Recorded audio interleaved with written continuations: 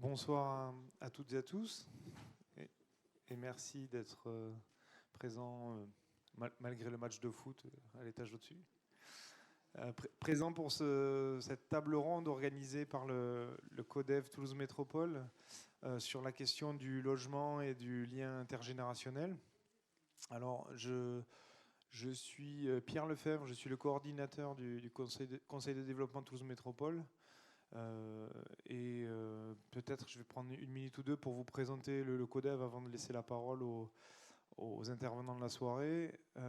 Donc le CODEV, Conseil de développement, c'est une instance de démocratie participative qui est liée à Toulouse Métropole et qui rassemble des représentants de la société civile locale, associations, monde de l'entreprise, universitaires, et qui sont tous bénévoles et qui travaillent, qui réfléchissent à des sujets, des enjeux forts du développement de la métropole toulousaine. Ces membres travaillent sur saisine, ils sont saisis par le président de la métropole qui a envie d'avoir leur avis sur certains sujets, ou ils travaillent sur auto-saisine. Et c'est le cas aujourd'hui, c'est-à-dire qu'on a un certain nombre de membres du CODEV qui se disent ce sujet-là mérite notre attention, il mérite qu'on y travaille. Et dans nos modalités de travail, on peut travailler en chambre, en auditionnant des experts, des élus, des techniciens. Et puis on peut aussi travailler en animant le débat public et en se basant sur les retours des personnes qui viennent assister à nos événements. Donc merci encore une fois d'être là ce soir. Et comme tous nos événements, il va y avoir une partie de présentation, d'exposé des personnes ici nombreuses sur scène. Et puis une partie d'échange avec le public, avec une condition, enfin une contrainte ce soir un peu particulière, c'est qu'on doit terminer un peu plus tôt que d'habitude. Et donc on doit quitter les lieux à 19h50. Donc on doit partir un peu plus tôt que d'habitude. Voilà, c'est quelque chose qu'on nous a demandé. La médiathèque met gentiment les locaux à notre disposition. Donc on va essayer de respecter les règles. Je ne vais pas prendre plus de temps. Je vais passer le micro aux animateurs du groupe de travail sur intergénérationnel qui vont vous présenter les intervenants de ce soir. Et puis je vous souhaite une bonne soirée, de bons débats. Pardon, juste une dernière chose. Vous trouverez à la sortie un petit formulaire pour nous laisser vos coordonnées si vous voulez être tenu informé des prochains événements organisés par le CODEV. Et vous trouverez aussi normalement en libre service les publications, nos dernières publications. Merci. Bien, bonjour. Alors, je suis Isabelle Hesch. Je vais avoir la lourde tâche d'animer cette table ronde et cette séquence d'échange. Je co-anime avec Bernard Pia, qui est tout là-haut, le groupe de réflexion sur l'intergénérationnel. Donc, ça a déjà été expliqué par Pierre Lefebvre. Donc, le groupe... Alors, je suis aussi, par ailleurs, vice-présidente de l'association Hold Up, qui est la génération des vieux debout. Donc, ce que je voulais vous dire, c'est que ce groupe de travail, c'est un groupe de réflexion, s'est réuni en se disant que plutôt que de traiter des problématiques de la jeunesse d'un côté, des vieux, des pas vieux, des moyens, etc., ça serait intéressant de réfléchir à des problématiques d'intergénérationnel et de se dire, puisqu'on entend de plus en plus dire que dans le monde actuel, il y a une grande fracture entre les générations. On parle même de risque d'archipélisation, voilà. C'est Jérôme Fourquet qui dit ça, entre les générations. Et donc, l'idée, c'est de se dire, est-ce qu'on ne peut pas trouver un certain nombre de solutions? Et c'est l'objectif de notre groupe, c'est-à-dire réfléchir à la thématique. On n'est pas des chercheurs, vraiment, mais c'est dans tous les cas réfléchir à la thématique, se poser un certain nombre de questions, et puis essayer d'entrevoir des pistes de solutions.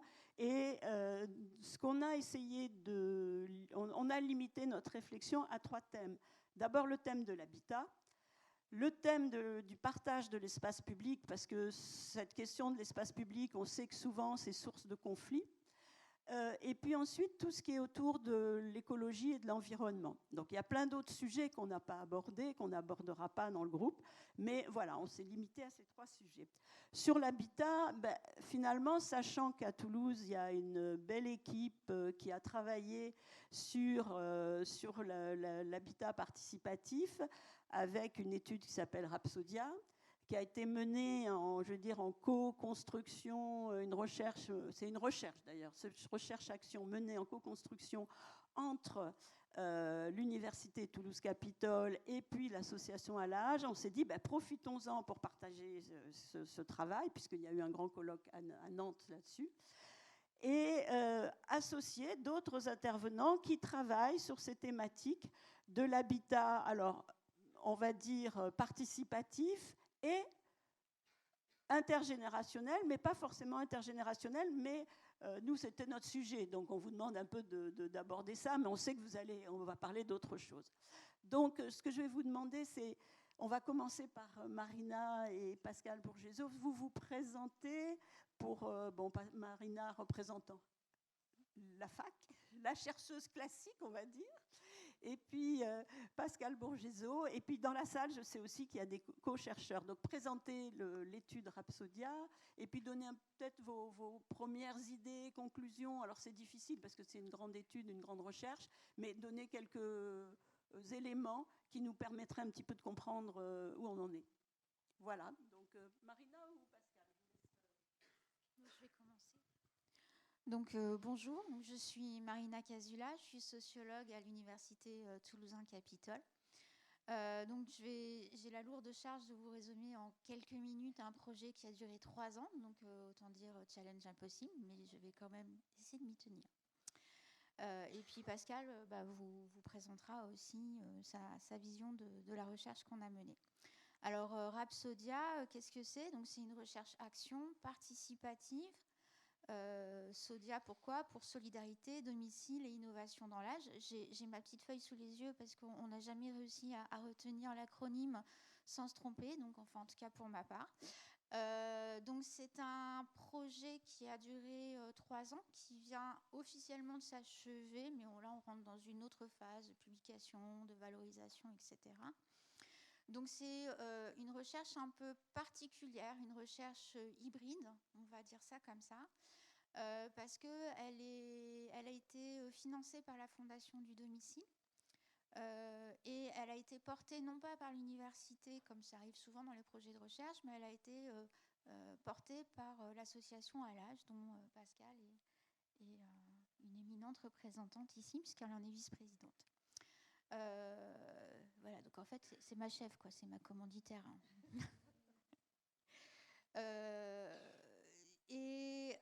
Donc cette recherche, donc l'association à l'âge, Pascal vous en dira 2-3 mots tout à l'heure.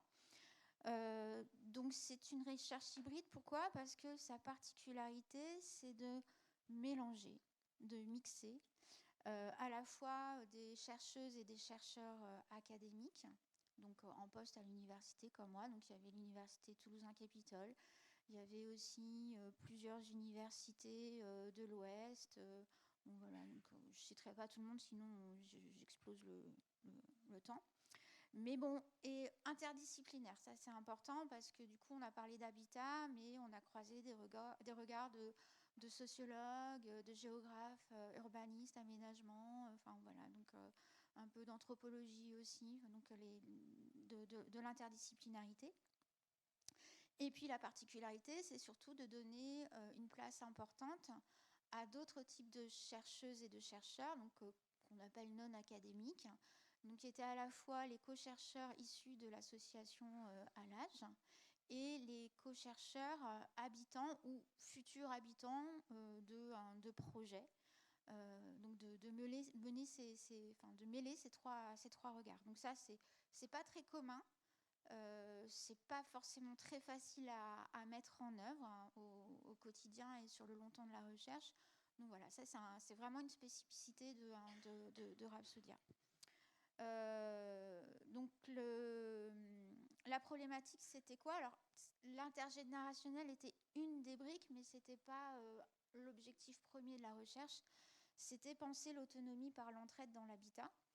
Et pour penser cette question, cette problématique, elle a été déclinée, appropriée par 6 terrains ou 6 groupes projets. Donc ici, sur Toulouse, avec les 80 à Bricop, du côté de Montauban, et puis dans d'autres lieux de l'ouest de la France et la région parisienne. Voilà, donc ça, et puis voilà, une approche en termes de méthodologie. On a fait de la co-formation. Les universitaires ont formé les autres chercheurs aux techniques. Donc tout le monde a été la main à la pâte.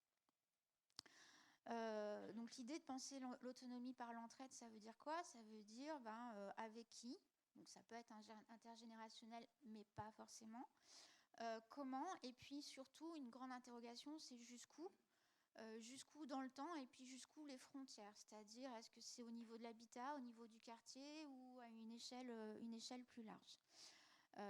Alors l'intergénérationnel dans tout ça, il y a essentiellement 2 projets qui étaient plus concernés par la question intergénérationnelle, Toulouse et Angers.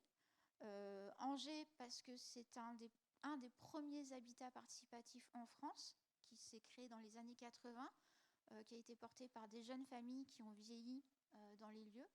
Et puis le renouvellement a fait que voilà, il y a plusieurs générations qui cohabitent. Et puis les cas de vent, parce que l'intergénérationnel, comme dans d'autres projets, était présent dès le départ. Voilà, je vais passer la main à Pascal pour qu'elle vous fasse un petit... Oui, alors on a voyagé aussi dans le cadre de la recherche. On a fait ce qu'on appelait des voyages d'études. Donc on a voyagé, mais on a aussi étudié d'autres projets d'habitat participatif. Donc on est allé à Bruxelles. Il y a plusieurs grandes villes qui ont été étudiées, enfin visitées aussi en Allemagne, et Londres, où il y a un habitat qui a été visité aussi.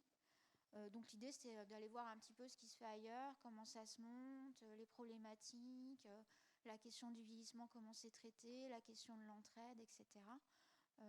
Voilà, et puis du coup avec des différents modèles qui ne sont pas tous déclinables à l'échelle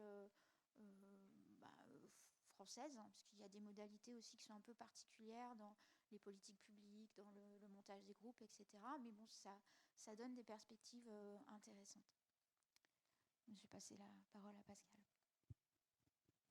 Merci Marina. Donc, je suis Pascal Bourgezeau, je suis coprésidente de l'association À l'âge.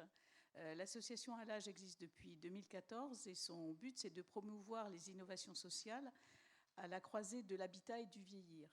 Et en même temps, pour ce faire, nous souhaitons toujours croiser les savoirs citoyens et les savoirs universitaires. Ça nous paraît extrêmement intéressant, et c'est vrai que cette recherche que nous venons de faire, qui était très très ambitieuse, parce qu'il y avait un dispositif qui était très important, ce qui veut dire aussi une gouvernance qu'il faut interroger tout le temps, c'est quelque chose de très très particulier, a été vraiment une expérience qui a montré effectivement, et en termes de méthodologie, parce que ça aussi c'est intéressant, et en termes de résultats, que dès qu'on réunit des citoyens et des savants, entre guillemets, il en sort toujours quelque chose de très très intéressant. Voilà. Ce que je pourrais vous dire en plus, et ça c'est peut-être pour essayer de faire un petit teasing pour le débat après, c'est que sur notre habitat participatif à Toulouse qui s'appelle les 80 et dans lesquels il y a une coopérative et trois autres bâtiments qui sont en accession à la propriété, nous avons été effectivement partie prenante de cette recherche, et nous sommes dans un cadre intergénérationnel. Il se trouve que pendant cette période où nous avons aussi vécu le Covid, pendant cette recherche, ça a été très particulier parce que ça a bouleversé l'ordre des choses, et en particulier les voyages d'études dont Marina vient de vous parler. On aurait dû les faire au début de la recherche et ça aurait dû alimenter notre réflexion alors qu'on l'a fait à la fin. C'est un petit peu dommage. En même temps, on en a tiré beaucoup de choses aussi. Ce que je voulais vous dire, c'est qu'aux 80, et en particulier à Bricop, nous avons vécu une expérience assez particulière, à savoir que notre doyen nous a quittés il y a quelques mois, c'était en début d'année, en février, Et nous l'avons collectivement accompagné jusqu'à son décès. Et ces moments que nous avons vécus avec lui, le dispositif que nous avons mis en place autour de lui et le collectif et la façon dont nous avons vécu cela a été aussi documenté dans la recherche, qui fait cette singularité, sans doute. Les 5 minutes sont sans doute écoulées. Sur les grandes lignes, ou alors on dira après peut-être les grandes lignes de la recherche. Est-ce que vous avez déjà des choses à nous dire ? Alors, sur les grandes lignes de la recherche, on pourrait insister sur une chose qui nous a vraiment interpellés, c'est que dans le cadre de l'habitat participatif, eh bien, nous sommes tous soumis aux mêmes représentations de la vieillesse que la société dans son ensemble. Et ça, quelque part, ça fait partie des résultats. Nous ne sommes pas différents des autres et nos représentations sont les mêmes. Ce qui veut dire par là que nous avons conclu qu'il fallait vraiment travailler sur ces représentations de la vieillesse. On s'est rendu compte aussi que, quelque part, parce que aussi on a l'idée du participatif et que le collectif est important pour nous, on s'est bien rendu compte qu'à une autre échelle, à une échelle beaucoup plus grande, eh bien les personnes concernées font toujours partie de la solution. Et ça, nous souhaitons insister lourdement là-dessus, sur le fait que ce sont les personnes concernées qu'il faut interroger et avec qui il faut réfléchir sur ces sujets. Après, Marina parlait aussi de la territorialité, et c'est vrai que l'habitat, eh bien, c'est pas le logement, c'est pas le domicile, ou en tout cas ce n'est pas que. Et quelque part, si on veut réfléchir aux solidarités, que ce soit dans les vieillesses, dans l'intergénérationnel, etc., il faut réfléchir beaucoup plus large que l'habitat. Et c'est intéressant de s'interroger sur l'habitat, mais il faut très vite élargir, parce que on vit dans un quartier, et les collectifs, ils sont toujours mouvants. Il ne faut pas qu'ils restent figés. Et c'est très, très intéressant quand on voit ces solidarités se créer d'une façon mouvante, selon les affinités, selon des centres d'intérêt. Voilà, ça c'est extrêmement aussi important. Merci. Je vais passer le micro finalement. Oui, pourquoi pas. Si, il me semble que... Bon.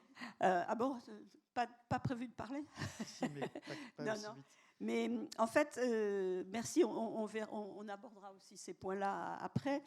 Ce qui serait intéressant aussi, ça serait d'avoir un petit temps sur l'état des lieux, puisque en fait, on s'était dit qu'entre vous, Pierre-Étienne Faure et puis Christine Aguilar, qui représentaient deux entités bien différentes, de dire un petit peu quel état des lieux, on va dire, alors peut-être métropole, ou en tous les cas sur Toulouse et la métropole, où on en est des projets, etc. Ce que vous pouvez nous dire, hein, on sait que ce n'est pas exhaustif, voilà. Donc, vous étiez d'accord pour ça? Oui, je vais vous dire d'abord qui on est, peut-être. Et vous vous présentez à chaque fois. Moi, je travaille au sein d'une structure qui s'appelle Fairville. Nous, on est des spécialistes de l'habitat. Donc, je pense dans toutes ces questions d'intergénérationnalité, en fait, la question qui nous intéresse, c'est celle de comment on habite ensemble, quel que soit, en ayant des âges différents, on va dire ça de façon... Et globalement, c'est la question qui nous intéresse dans ce qu'on appelle l'habitat participatif, et aussi dans d'autres dispositifs. C'est-à-dire, qu'est-ce que ça veut dire d'habiter ensemble? Et on fait la promotion de l'idée selon laquelle, donc un de nos slogans, c'est construire ensemble pour habiter ensemble, qui est l'idée que le lieu, l'espace dont on décide ensemble, c'est, dans cette idée de projet, c'est ce qui peut tisser des liens entre des personnes qui, a priori, n'en ont pas avant. Et donc, évidemment, dans ces liens, il y a des liens de toute nature et des liens entre les générations. Voilà, ça, je vais essayer de ne pas aller plus loin là-dessus, mais donc notre porte d'entrée, nous, dans le débat, peut-être, ça va être qu'est-ce que ça veut dire d'habiter ensemble, en fait. Qu'est-ce que ça veut dire d'habiter pleinement? Pascal a commencé à en parler un peu. Et puis, qu'est-ce que ça veut dire d'habiter ensemble? Et donc, il y a des questions de rapport entre l'individu, le collectif, des choses comme ça. Donc, pour répondre plus immédiatement, nous, aujourd'hui, il y a tellement de projets que aucun d'entre nous ne peut les citer tous. Voilà, donc ça veut dire qu'il y en a beaucoup, il y en a plus qu'avant. Nous, on en a accompagné un certain nombre qui sont aujourd'hui habités, qui sont des projets d'habitat participatif intergénérationnel de fait, sans que ça ait été un objectif, en tout cas quantifié ou bien que ça ait été un objectif de beaucoup des personnes qui rentraient dans ces projets. C'est justement cette recherche de relations entre générations, entre autres. Donc aujourd'hui, il y a un certain nombre de projets qui sont habités. Donc certains ont fait déjà l'objet d'études. Dans la salle, il y a des personnes qui habitent ces projets-là. Donc nous, on en a 4 qui sont vraiment habités depuis longtemps, ici, sur la métropole. Et puis, il y en a un certain nombre en phase d'accompagnement. Donc, au-delà des nôtres, il y en a d'autres. Je pense qu'il y en a plus d'une dizaine, peut-être. Et il me semble, ce que j'en connais, enfin, en tout cas des nôtres, c'est qu'ils sont intergénérationnels de fait. Ils ont attiré des gens dans des situations de vie complètement différentes. L'intergénérationnel, enfin, l'âge étant une différenciation parmi d'autres. Et il y a aussi des gens dans la salle qui sont engagés dans ces projets en espérant y habiter dans les prochaines années. J'espère qu'ils pourront s'exprimer sur leurs ambitions en rejoignant ces projets-là. Et alors, c'est de l'accession à la propriété ou c'est de la location? Alors, dans vos cas, dans votre cas? Beaucoup d'accession. Et puis D'accord. aujourd'hui, on commence à travailler sur des projets mixtes dans lesquels il y a des formes d'accession très abordables. Je ne rentre pas dans le détail, mais sans recours au crédit, enfin des formes qui ne sont pas l'accession identifiée habituellement. Et puis des formes d'habitat locatif aussi. D'accord. Et puis on travaille plutôt, donc, pour être très précis, avec les opérateurs sociaux. Oui, parce que c'est ça aussi qui le logement social, qui est particulier. Voilà, le logement social concernant beaucoup de gens en droit. Enfin, voilà, okay. Voilà, 70%, voire un petit peu plus quand c'est l'accession. D'accord, merci Pierre-Étienne. Donc Christine Aguilar, Habitat et Humanisme. Pardon, pour finir, parce que les projets sont des projets de dimension variable. Donc, parce que ça c'est important de le dire, c'est entre 10 et 90 logements aux 80, parce que ça permet d'avoir... souvent le réflexe c'est de penser de petites opérations, mais non, les 80 c'est 90 logements, donc c'est important que si vous voulez vous imaginer un peu ce que ça peut être, la taille que... Merci. Donc Christine Aguilar, donc Habitat Humanisme. Alors là, on n'est peut-être pas dans la même configuration. Donc expliquez-nous ce que vous faites. Donc bonjour. Donc moi je suis sur Habitat Humanisme depuis une douzaine d'années. Et cette association donc, qui est regroupée en fédération au plan national, mais qui est toujours sur le même principe, qui est aider les plus démunis à se loger. Donc nous on a une entrée un peu spécifique, qui est effectivement soutenir les personnes en difficulté socio-économique pour se loger durablement et de manière autonome. Mais c'est vrai que notre principe est basé sur la mixité, et c'est plutôt au niveau de la mixité qu'on est arrivé à la question de l'intergénérationnel. C'est-à-dire que, par principe, on ne loge jamais les personnes dans des quartiers en grande difficulté. On vise la mixité à tout niveau, que ce soit sur les quartiers, sur les différents modes de vie, des publics variés et du coup d'âges très très variés aussi. L'idée de monter des maisons intergénérationnelles nous est venue parce qu'on a trouvé que c'était intéressant de mixer les dispositifs, puisque vous savez que dans le travail social, on est beaucoup sur des dispositifs avec des financements spécifiques très spécialisés. Et donc depuis 2012, on a essayé de faire entendre aux collectivités et à l'État en particulier l'idée que ce n'était pas en mettant des structures spécialisées en permanence qu'on allait aider le fameux vivre ensemble dont tout le monde parle et dont on ne sait pas toujours ce que ça peut être. Donc du coup, on a essayé de proposer des projets, un premier projet où on a offert la possibilité de louer à des personnes seniors, donc à partir de 60 ans, et aussi des personnes qui étaient en insertion. Donc ça, c'était un premier pari qui était de dire, est-ce que ces publics-là vont pouvoir cohabiter ? Bien oui, 7 ans après, on peut confirmer que oui, c'est tout à fait possible. Bien sûr, on a une spécificité, c'est qu'on réunit des personnes qui ont quand même une base de difficulté à un moment ou à un autre, ne serait-ce que parce qu'elles attendent des fois un logement social depuis 3, 4, 5 ans, et que c'est aussi à ce titre-là qu'on vient en soutien, parce que l'attente est longue et peut-être quelquefois sans résultat. Et donc, on propose des temps courts pour des personnes en insertion, puisqu'elles sont là pour 2 ans maximum, et du temps long pour les seniors.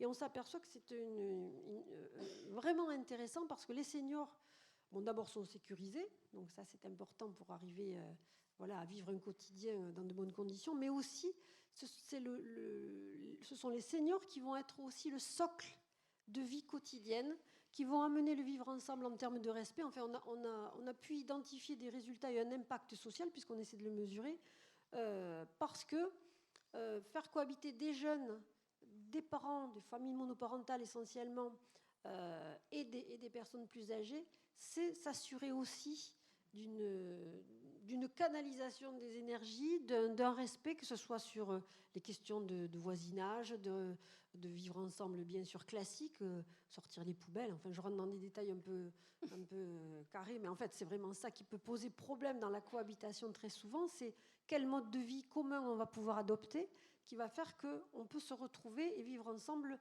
au moins 2 ans, voire plus pour certains. Et ce principe-là fait que, au lieu de n'être que sur des spécificités, on va chercher les points communs entre les personnes. Et il y en a. Toutes les questions de solidarité se posent, de soucis de son voisin, de son bien-être, mais aussi de son mode de vie, d'échange, parce qu'on est intergénérationnel, mais on est aussi beaucoup interculturel.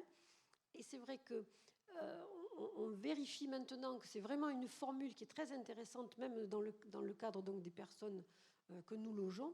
Et on en est au 4e projet, qui est de plus en plus ambitieux. Et là, je rejoins monsieur, c'est que vraiment, il faut se lancer et faire vivre et faire ville, du coup, parce qu'on ne peut pas rester en autarcie aussi. Le principe de ces logements, c'est qu'ils soient ouverts sur le quartier et sur la ville. Et ça aussi, c'est essentiel. On ne propose pas une structure fermée, c'est pas ça qui intéresserait les personnes, même si naturellement, et ça ne va pas de soi de sortir de son logement, d'aller à la rencontre des autres, ça ne va pas de soi quand on n'est pas très en forme, quand on n'est pas très sûr de soi. Et c'est bien parce qu'on met en situation que ça se passe. On est confirmé que sans un accompagnement, puisque Habitat Humanisme, c'est du logement accompagné, sans un accompagnement et une stimulation, naturellement, on peut avoir vite tendance à se retrouver sur soi-même, et quel que soit l'âge pour le coup. Donc, on travaille ces projets-là, et on ouvre maintenant sur des projets beaucoup plus larges. Et effectivement, on est parti sur des petites structures d'une 30aine de logements. Et le prochain projet qu'on ouvrira à Jolimont en 2023 va réunir 80 logements, donc 80 ménages. Mais là, ça ouvre sur le partenariat. Et ça, c'est extrêmement intéressant aussi. On est sûr qu'on ne serait pas capable de faire ce qu'on fait si on n'était pas sur du partenariat et de la collaboration. Parce que là aussi, on n'est pas spécialiste. On se veut mixte et généraliste. Et du coup, c'est ça qui est important. Et après, l'autre question, c'est valoriser les personnes elles-mêmes. Et là, je rejoins aussi, les personnes font partie de la solution et sont souvent beaucoup plus imaginatives que nous pour trouver des solutions. Et ça, c'est vraiment ce qu'on retient fortement. Et on arrive à développer des projets comme ça avec les personnes qui vont pouvoir soutenir d'autres projets, même si elles sont bien chez elles. Voilà, je vais en rester là. Merci. On aura l'occasion de continuer à aborder ces sujets-là. Alors, c'est Cécile Alliot. Alors, je sais que des personnes dans la salle me disent, mais finalement, comment on fait ? On a envie de participer à un habitat participatif, enfin de rejoindre un projet d'habitat participatif, intergénérationnel ou pas, mais bon, on va dire intergénérationnel. Mais comment ça se passe et quelle est la démarche ? Alors, je pensais que ça serait intéressant que Cécile, qui a une démarche un peu particulière, puisse nous dire, Cécile Alliot, d'abord se présenter, et puis nous dire comment ça se passe concrètement, un peu le parcours pour rejoindre un habitat participatif ou le créer, parce que souvent, ce n'est pas forcément rejoindre, c'est contribuer et créer un habitat participatif. Voilà, Cécile. Donc, je suis Cécile Alliot, bonsoir à tous. Moi, j'ai créé la société Ostalada qui intervient dans le champ de l'économie sociale et solidaire sur Toulouse, qui accompagne le développement de projets d'habitat participatif d'un certain style, qui est un petit peu complémentaire à ceux qu'ont pu présenter Pierre-Étienne tout à l'heure. Mais déjà, je voudrais bien revenir sur ce que c'est que l'habitat participatif. Donc, c'est 3 choses. L'habitat participatif, c'est déjà une façon de faire du logement qui sort des sentiers battus par rapport à ce qu'on a. Moi, je viens du monde de la production de logements classique, et j'ai fait ce constat qu'effectivement, l'usager n'est pas traditionnellement associé dans la fabrique du logement. Et ça, c'est une aberration, c'est-à-dire qu'on fabrique du logement sans penser aux gens qui vont être dedans.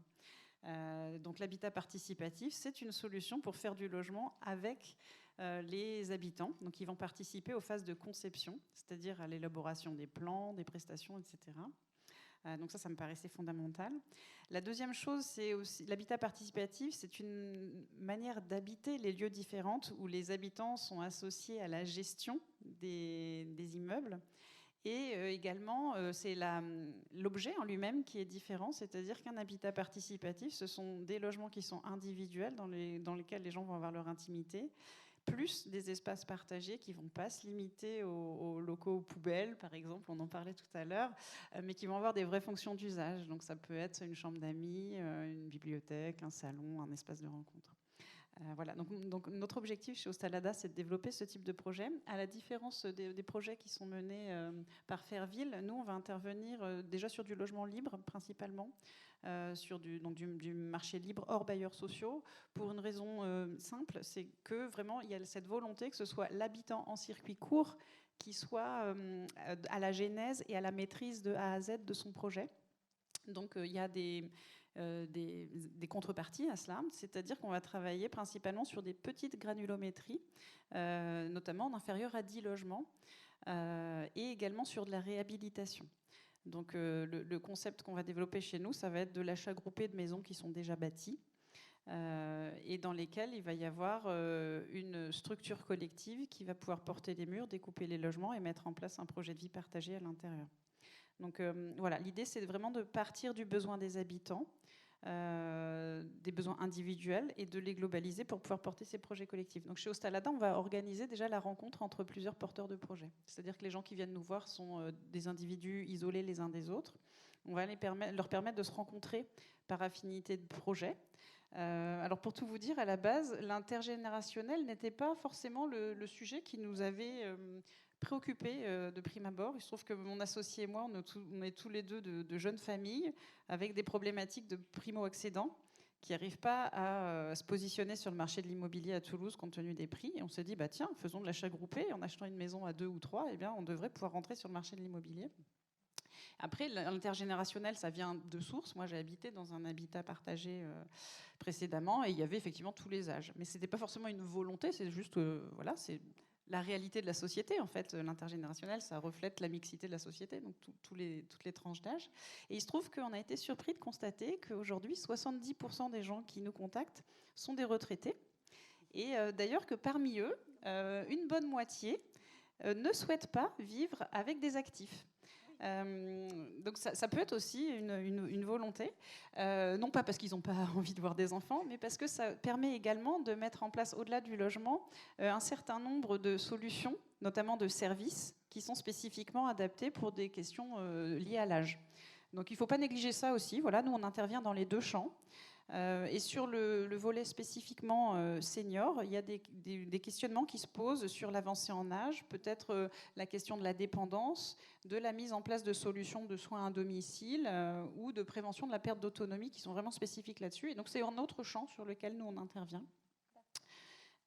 Voilà. Et donc en termes de process, nous ce qu'on va faire, c'est créer cette rencontre entre des porteurs de projets, leur permettre d'identifier des biens qui sont disponibles sur le marché qui pourraient se prêter à un projet d'habitat groupé, et ensuite gérer toute l'ingénierie de projet, aussi bien sur le volet immobilier, technique, et également sur le volet d'ingénierie sociale, parce qu'il va y avoir des questions, effectivement, de comment se mettre d'accord à l'échelle du collectif, quel est le projet de vie partagé qu'on a envie de partager dans le lieu. Et puis également des questions juridiques de comment se passe un achat collectif, comment est-ce qu'on anticipe les questions de revente, de toutes les situations de la vie, qu'il faut être capable aussi dans lesquelles il faut être capable de se projeter, qui demandent de temps en temps un exercice pas facile, de se dire bon bah qu'est-ce qui se passe en cas de séparation, qu'est-ce qui se passe en cas de décès, en cas de mutation d'un logement, voilà des situations auxquelles on n'a parfois pas envie de penser mais qui sont nécessaires au moment de la genèse. Et donc une fois que les logements sont habités, l'idée c'est vraiment que chacun puisse avoir de l'intimité mais également des moments de partage. Donc ça représente des avantages à plusieurs niveaux. Je dirais que déjà c'est sécurisant comme type d'environnement.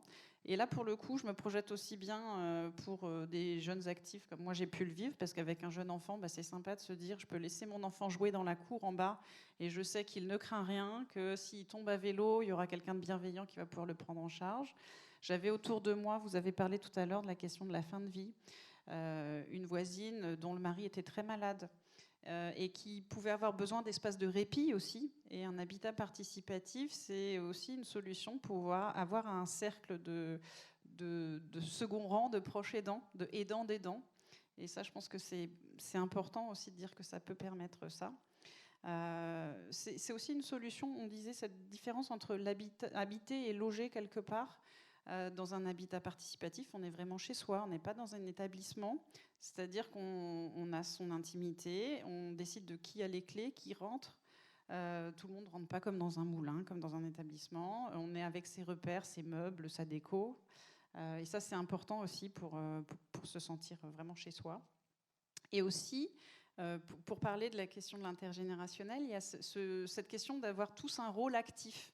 Souvent, j'entends des gens qui, au moment du passage à la retraite, me disent j'avais des responsabilités dans ma vie professionnelle, et puis là, du jour au lendemain, j'ai l'impression d'être un consommateur de la société, mais de ne pas être reconnu comme un acteur qui a quelque chose à apporter. Et dans un habitat participatif, ça n'arrive jamais, ça, parce qu'on a tous un rôle actif, déjà pour la gestion du lieu, pour le montage de projet. Tout ce cheminement à travers lequel on passe pour monter le projet, il est vraiment important, structurant pour la vie qu'il y a dedans, et c'est aussi quelque chose de stimulant et qui crée du lien aussi pérenne entre les futurs habitants. Voilà. Et je reviens juste en un mot sur cette question des services qu'on peut mettre en place à l'échelle d'un habitat partagé, qui est un volet qui peut être intéressant aussi à explorer.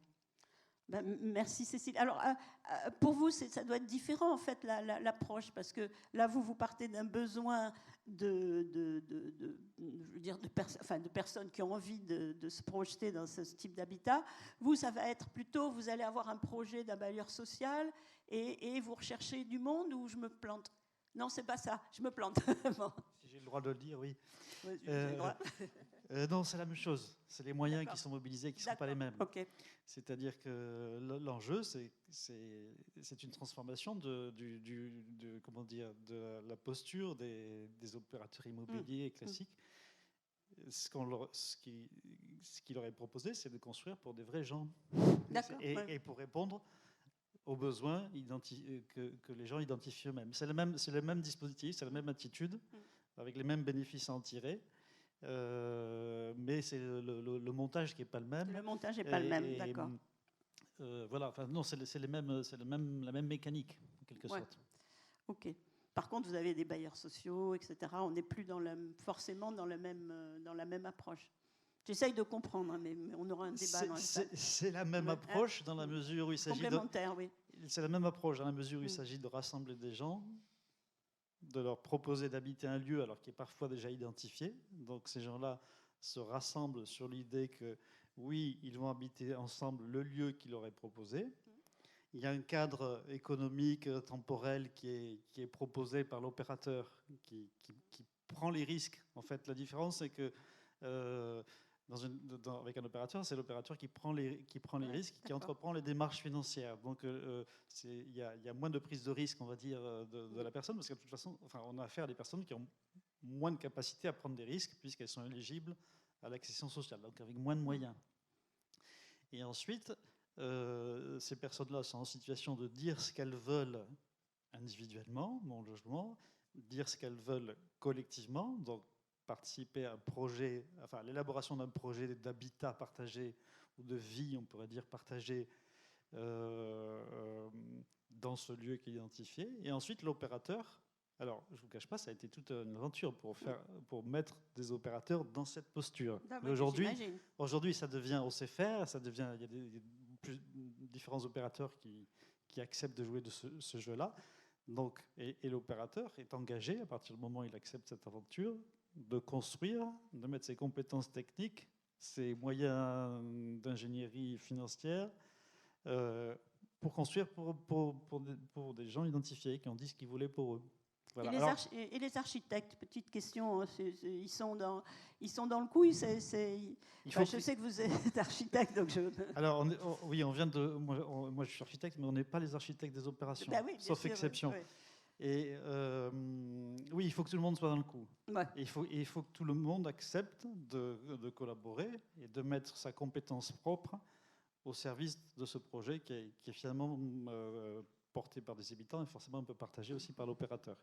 D'accord. Et il faut que chacun accepte de reconnaître le rôle. Donc c'est une question de confiance. Il faut être dans un rapport de confiance. Il faut que chacun accepte, y compris les habitants, c'est pas toujours facile d'ailleurs, que les habitants reconnaissent le rôle propre de chacun des acteurs et les risques qu'il prend à se lancer dans cette aventure. Voilà. Après, dans un cas comme dans un autre, on travaille avec des personnes qui ne se connaissent pas forcément a priori. Donc nous, on fait le rôle d'intermédiaire pour les rassembler. Et puis, on travaille avec des groupes qui évoluent dans le temps. C'est-à-dire que dans tous les projets, on a des invités de la dernière minute qui prennent la place qui reste, qui n'ont pas forcément participé à tout ce processus-là. Mais le mot participatif, il renvoie à tout ce qu'on met en œuvre pour que effectivement les habitants participent à la conception, mais il renvoie aussi à tout ce qui démarre quand on habite ensemble, qui est aussi participatif. Donc on peut rentrer à tout moment. Il y a des gens qui sortent, la vie font que voilà, c'est des temps longs quand même l'immobilier. Voilà, donc c'est la même mécanique. Vous êtes planté. Merci. Pardon. Non, mais merci. Non, et j'avais aussi une question, revenir sur Rapsodia, puisque vous avez été aussi à l'étranger. Est-ce que, par exemple... Oui. Ah ben non, on va faire comme ça. Oui, c'est quand même plus logique. Est-ce que sur Rapsodia, ce que vous aviez fait, vous avez vu à l'étranger, est-ce qu'il y a des projets qui vous ont plus particulièrement paru très intéressant, très étonnant par rapport à ce qu'on connaît en France? Est-ce qu'il y a des choses qui pourraient être importables, on va dire? Alors, importables, je ne sais pas, mais des choses qui nous ont semblé très inspirantes, qui nous ont marqué profondément, oui, ça, on en a vu beaucoup. Alors, la question de Rapsodia, elle était centrée sur... du coup, vous l'avez compris, notre question centrale, c'était pas l'intergénérationnel, c'était l'entraide, l'autonomie. Donc, l'idée, c'est de comprendre en quoi l'habitat participatif peut être une solution alternative à envisager dans le vieillissement et tout ce qu'elle apporte. Et c'est dans ce but-là qu'on est allé voir un petit peu ce qui se passait. Donc, je l'ai dit tout à l'heure, à Bruxelles, dans différentes villes en Allemagne et à Londres. Alors, moi, j'ai fait le voyage de Bruxelles, donc il y a des choses très, très marquantes. On a rencontré des projets qui étaient à la fois véritablement destinés aux seniors. Donc avec des projets, voilà, une entrée possible dans les logements qui pouvaient être 55 ou 60 ans, enfin, voilà, selon les projets, avec des formes assez diverses.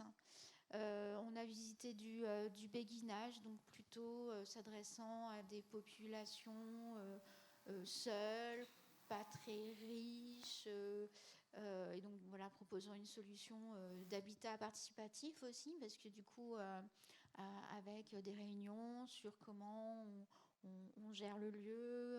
Voilà. Parmi les projets marquants, on a rencontré aussi ce qu'on appelle les maisons Abbeyfield. Donc il y en a plusieurs à la fois en Wallonie, dans les Flandres. Elles n'ont pas forcément toutes le même modèle, mais ce sont des petits collectifs donc pour des personnes relativement bonne santé, mais dans lesquelles il peut y avoir des personnes qui tombent malades, qui vont rencontrer des problèmes de santé qui peuvent être importants. Et donc on a notamment rencontré quelque chose qui faisait beaucoup écho à ce qui se passait sur le terrain toulousain, une maison qui avait connu plusieurs décès et où les habitants qui restaient ont créé une commission pour réfléchir à la question de la fin de vie dans ces habitats. On a vu aussi un autre modèle. Alors là, on est vraiment dans l'innovation sociale. C'est un projet qui a été financé par un programme européen autour de l'innovation sociale. C'est le projet Calico. Alors, c'est un projet innovant qui est impliqué dans un projet immobilier dans un quartier populaire en rénovation à Bruxelles. Et c'est un projet qui est fondé sur ce qu'on appelle le care dans l'habité, donc l'attention à l'autre, et puis du coup avec plusieurs associations qui ont rassemblé leurs forces pour pouvoir répondre à ce programme européen et faire aboutir des projets auxquels elles tenaient et dont elles avaient conscience que seules ce serait plus compliqué. Et donc ce projet, il est intéressant, et puis du coup, il rejoint un peu la question d'intergénérationnel, parce que là, du coup, il est véritablement intergénérationnel. Il est composé d'une première structure, on pourrait appeler une coopérative foncière. C'est du Community Land Trust. Alors c'est un programme qui n'est pas très, très développé en France, mais qui est plus présent dans d'autres pays, où l'idée, c'est qu'il y a une propriété collective du foncier pour empêcher la spéculation immobilière. Donc c'est vrai que dans des grandes métropoles européennes, c'est quelque chose qui est un enjeu assez fort. Et donc ça, c'est au cœur du projet. Donc il peut y avoir dans cet habitat des gens qui sont propriétaires, pour certains, une toute petite part, d'autres sont plutôt en location, mais aucun ne peut, enfin en tout cas, il n'y a pas de spéculation possible sur ce projet. Et il rassemble plusieurs dynamiques. Alors, il y en a une qui nous a en tout cas moi, qui m'a particulièrement marquée. C'est l'association Passage, qui porte un projet de la naissance à la mourance. Donc, c'est un petit collectif d'habitants intergénérationnels. Il y a des femmes seules, il y a des familles avec enfants, il y a des personnes plus âgées. Et l'idée, c'est que les habitants et les habitantes s'engagent à donner du temps de bénévolat pour l'un ou l'autre projet. Donc, soit une maison de naissance où des femmes et des familles vont choisir de venir donner naissance à leur enfant dans des conditions comme à la maison. Bien sûr, dans toutes les conditions de sécurité, mais le suivi se fait sur place. Il y a une salle d'accouchement, tout est équipé, tout est voilà. Et de l'autre côté, l'autre passage de la vie qui est la mourance. Et donc là aussi, avec un appartement équipé pour la fin de vie ou des personnes voulant mourir, pas forcément chez elles, parce que c'est pas toujours possible, mais en tout cas, comme à la maison, pourront venir passer leur dernier moment. Donc ça nous a beaucoup marqué, bien sûr, comme projet. Et il y a un autre projet là, alors qui correspondait aussi à d'autres projets qu'on a vus, parce que la question de l'habitat participatif interroge beaucoup les femmes, vieillissantes ou pas forcément. Et donc là, c'est un autre projet qui s'appelle Angela Day, en hommage à Angela Davis, donc avec un projet avec une perspective féministe assumée, qui s'adresse plutôt à des femmes soit seules, soit seules avec leurs enfants, soit des femmes migrantes qui se retrouvent confrontées à des très fortes difficultés d'accès au logement à Bruxelles et qui peuvent trouver là une occasion de se loger dans un cadre bienveillant, convivial, et puis du coup interagir aussi, c'est le but du projet, c'est que toutes les associations interagissent. Voilà. Bon, comme je vois que le temps file rapidement. Merci Marina. Peut-être sur l'Allemagne, des choses particulières qui vous ont frappé Alors, Pascal sur l'Allemagne, nous sommes allés... alors, il se passe beaucoup de choses en Allemagne au regard de l'habitat participatif. Nous sommes allés essentiellement à Hambourg. Pourquoi Hambourg? Parce que c'était vraiment un choix très précis. À Hambourg, dans les années 74, il y a eu beaucoup d'occupations de squats. Il y a eu même des moments assez violents. Il y avait des activistes très radicaux parce que les logements sociaux étaient vraiment pas salubres, etc. Et la population s'est révoltée contre cet état de fait. Et la ville de Hambourg, qui est en fait une ville-État, je veux dire, le fédéralisme allemand, c'est très particulier, a dit aux activistes, écoutez, puisque vous semblez avoir les solutions, retroussez-vous les manches et puis venez travailler avec nous sur le sujet. Imaginez, en France, ce genre de choses. Bon, bref, c'est juste un aparté. En fait, il s'est créé une structure qui s'appelle Stadtbau à Hambourg, qui est en fait une espèce d'agence d'urbanisme, pour revenir à des choses qu'on connaît mieux ici en France, et qui aide à la production de logements en habitat participatif. Et il se trouve que, en travaillant ensemble, la ville de Hambourg et cette structure, depuis, il réserve 20% du foncier à de l'habitat participatif. Dans une ville comme Hambourg, ça fait à peu près 500 habitats. Et là, c'est extrêmement varié. Il y a des habitats de femmes, il y en a une quarantaine qui sont que des femmes. Il y a des habitats que de vieilles. J'emploie pas le mot senior, pardonnez-moi si ça choque certains. Je suis d'accord. Voilà. Et il y a en particulier une prise en compte essentielle des personnes qui ont besoin d'aide et de soins. Et en Allemagne, le mot dépendance, ça n'existe pas. En France, le terme dépendance est un terme péjoratif, négatif, que nous n'aimons pas. Je ne vous parle pas du GIR et de la façon dont on qualifie la dépendance en France. Donc, en Allemagne, on s'occupe des personnes qui ont besoin d'aide et de soins. Et là, il se trouve qu'il y a une multiplicité d'habitats qui sont créés pour ces personnes, et en particulier des personnes qui ont des troubles cognitifs. Et on sait très bien que c'est quelque chose dont on ne parle pas beaucoup en France, l'intergénérationnel, s'occuper des plus anciens, etc. On a beaucoup de discours là-dessus. Quand on arrive dans les faits et qu'on se retrouve devant des personnes atteintes de troubles cognitifs, là, très souvent, qu'est-ce qui se passe? On cale. Bon, en Allemagne, on ne cale pas. Il y a beaucoup d'habitats qui prennent en compte et qui sont des colocations et qui sont, comment dire, ce sont des espèces de grands appartements. Chacun a une chambre, mais qui fait à peu près 35 mètres carrés, et il y a un espace partagé commun au milieu. Voilà, ce sont des espaces qui sont gérés bien évidemment avec des aidants professionnels, mais aussi des aidants familiaux. Et à Hambourg, il vient de s'ouvrir il y a moins d'1 an, je pense, la première colocation Alzheimer pour personnes qui n'ont plus de famille et qui fonctionnent qu'avec des bénévoles. Voilà, c'est vous dire comment on a encore du chemin à faire. Voilà. Alors évidemment, de l'intergénérationnel, il y en a beaucoup. C'est la base de l'habitat participatif, mais il y en a beaucoup. Ce qui me paraissait important de vous dire, c'est toutes ces spécificités en innovation sociale. Où en France, on parle d'un côté d'habitat participatif, de l'autre d'habitat inclusif, et on ne met pas de participatif dans l'inclusif, ni d'inclusif dans le participatif. Oula, il y aura du débat là avec la salle.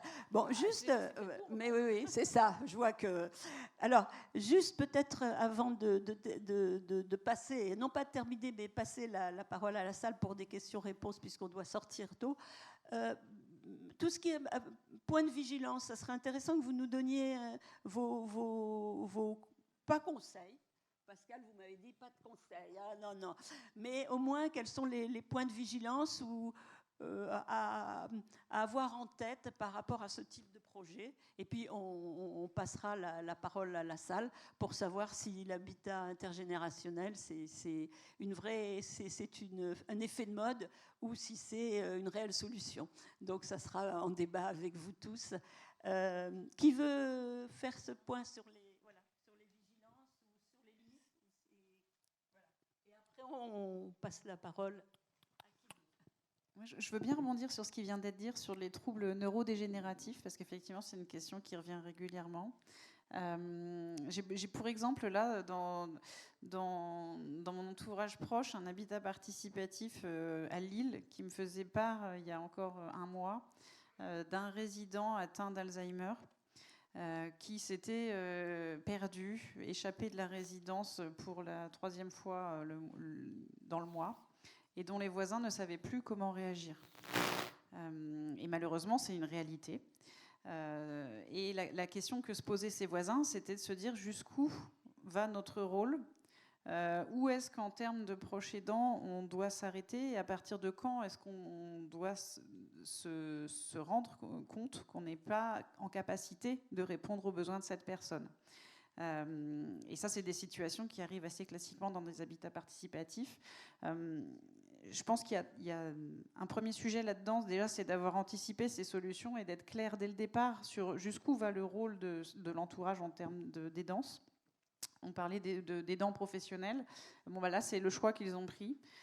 C'est que il se trouve que quelqu'un était auxiliaire de vie dans le voisinage, donc cette personne a pris en charge, d'un point de vue professionnel, la prise en charge du voisin malade. Comme ça, le sujet était réglé. Et il y a un deuxième point de vigilance que moi je constate sur beaucoup d'habitats participatifs, notamment quand ce sont des habitats 100% seniors, c'est de parler aussi d'intergénérationnel dans les habitats seniors. Parce que senior, ça veut dire un peu tout et rien. On disait tout à l'heure, il y a certains endroits où on décide que 55 ans, c'est senior. Je pense que si vous prenez la définition de chez Tisséo et celle de Toulouse Métropole, ça ne doit pas être la même. Voilà, bon. Et dans des habitats partagés, avoir 55 ans, avoir 60, 70, 80, 90, c'est pas la même chose. Et ça me permet, en ayant une pyramide des âges équilibrée dès le début, y compris si ce sont des gens qui sont déjà en passage à la retraite, de anticiper éventuellement le 4e âge qui risque d'intervenir à horizon 10 ou 20 ans, et que tout le monde ne tombe pas en même temps dans une période de fragilité. Voilà. Moi, je voudrais rebondir aussi sur cet exemple qui a été donné de Hambourg. Juste pour dire quand même qu'on va tester quelque chose au niveau du projet Guillaumet, donc, qui ouvrira l'an prochain. C'est qu'on va avoir un appartement. Alors c'est une initiative du bailleur social qui fait construire pour nous, mais c'est nous qui allons le porter en termes d'accompagnement et d'animation. Et on va avoir un grand T5 pour 3 personnes, donc qui auront leur chambre et leur salle de bain, plus une chambre pour un aidant potentiel ou un veilleur. Bon, on n'est pas encore calé, on va voir de quoi il y aura réellement besoin. Et on va se lancer dans cette expérimentation au milieu de l'habitat intergénérationnel. C'est-à-dire que les préconisations que vous évoquiez, nous aussi, on a les mêmes soucis. Et on se dit que c'est là qu'on va pouvoir aussi vérifier ce qui est possible. C'est que la colocation, ça ne va pas de soi, et en particulier peut-être quand on vieillit. Mais en même temps, on sait qu'il y a des personnes qui pourront être intéressées. C'est pour ça qu'on le teste à petite hauteur. Mais il y aura un environnement bienveillant, avec des espaces évidemment collectifs aussi plus larges, au sein d'un quartier vivant. Enfin, on se dit que tout ça cumulé devrait permettre une vie la plus longue possible et dans les meilleures conditions. Donc, on pourra vous en parler quand ça fonctionnera en vrai. Hein, mais voilà, on a vraiment cette préoccupation d'expérimenter des choses. À suivre.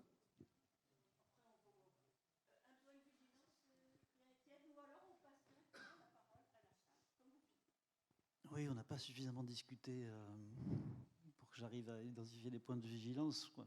Les points de vigilance, c'est le non-dit, je pense. Que la vraie difficulté, c'est le non-dit. Donc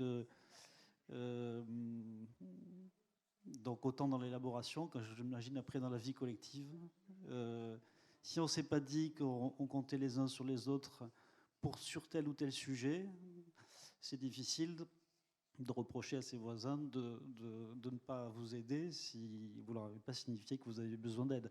Donc je pense que le point de vigilance, c'est de ne pas rester dans le non-dit, peut-être. Merci. Je pense qu'il y en a plein d'autres, mais on va passer la parole. Oui, passer la parole à la salle, voilà.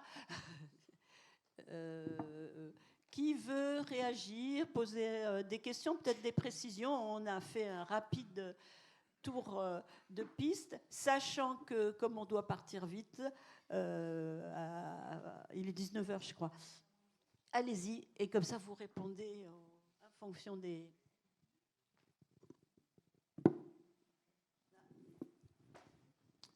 Oui, merci pour ce tour d'horizon. Moi, j'aimerais connaître quel est le délai entre le projet et la réalisation. Donc,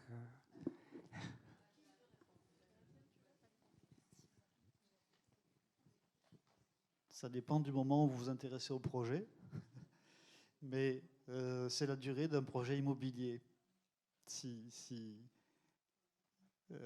Voilà, et l'immobilier, c'est du lourd, c'est technique, c'est réglementaire, c'est un temps de construction.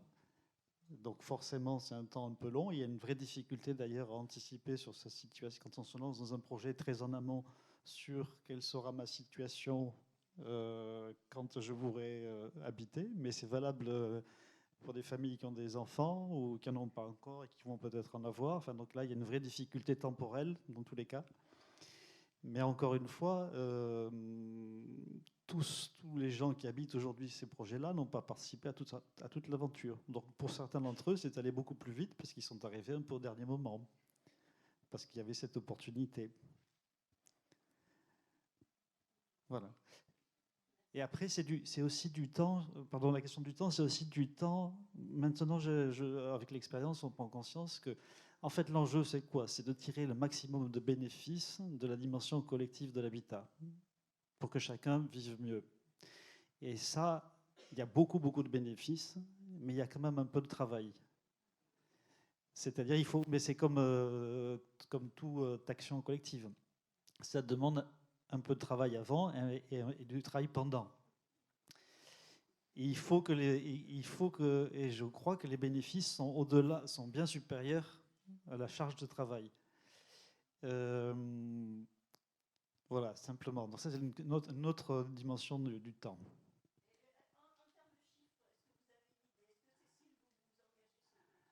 Après un projet immobilier, entre le moment où vous avez un terrain non, c'est plus 2 ans, c'est la durée d'un gros chantier. Donc c'est plutôt 3 ou 4. Ouais, moi, je rejoins complètement Pierre-Étienne sur le fait qu'il y a des durées qui sont incompressibles si on veut se donner les moyens que le collectif fonctionne. Nous, on considère que pour un collectif soit suffisamment mûr pour pouvoir s'engager ensemble dans un projet immobilier, il faut un minimum de 7 mois pour apprendre à faire ensemble et à travailler ensemble, ne serait-ce que pour démarrer à concevoir ensemble. Donc là, c'est juste un temps en plus par rapport à un projet immobilier classique qui n'associerait pas les parties prenantes. Et après, il y a toute la chaîne de production immobilière classique. Effectivement, nous, on a pris ce parti de travailler sur de la réhabilitation où les temps de travaux sont excessivement courts parce que les biens sont déjà présents, de sorte que ce temps incompressible qui est nécessaire à faire maturer le groupe, lui, on n'y touche pas, mais qu'ensuite, sur de la réhabilitation, les travaux peuvent aller vite. Et aujourd'hui, nous, on propose des projets qui tiennent sur 18 mois parce qu'ils sont réhabilités, qu'il y a peu de travaux dedans, en fait. Mais en moyenne, un projet d'habitat participatif sans accompagnement, aujourd'hui, si on prend les moyennes nationales, c'est 5 ans. Avec 50% de projets qui n'aboutissent pas. Là, je ne parle pas des projets avec un bailleur ou des projets qui sont accompagnés par une structure comme la nôtre. Mais voilà, donc c'est les statistiques moyennes. Ouais. Peut-être même plus, dit Pierre-Étienne, c'est fort probable. Ouais. Parce qu'il y en a qui passent sous les radars, du coup, vu qu'ils ne vont pas au bout. Donc c'est difficile de les évaluer. Dans de l'habitat participatif et qui ont envie de témoigner de ce qu'ils vivent. Bonjour, merci de votre présentation. Donc moi je suis Charlotte Brière et ma voisine Brigitte, nous sommes engagés dans un projet d'habitat participatif. C'est un collectif de citoyens qui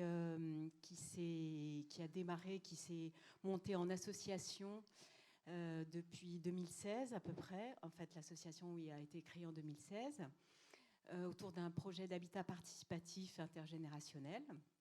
Aujourd'hui, l'objectif, c'est de construire un immeuble de 19 logements sur le site de Guillaumet. Nous sommes accompagnés par évidemment un bailleur social, nous sommes co-maîtres d'ouvrage. Et aujourd'hui, donc, on est 11 familles, 11 foyers, sachant que l'habitat, l'immeuble est censé prévoir 19 logements. Donc on recrute encore des personnes. Le principe, c'est vraiment l'intergénérationnel et l'inclusion.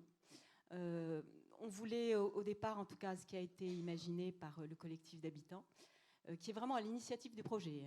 C'est pas un projet qui nous a été proposé, c'est vraiment le collectif d'habitants qui s'est constitué.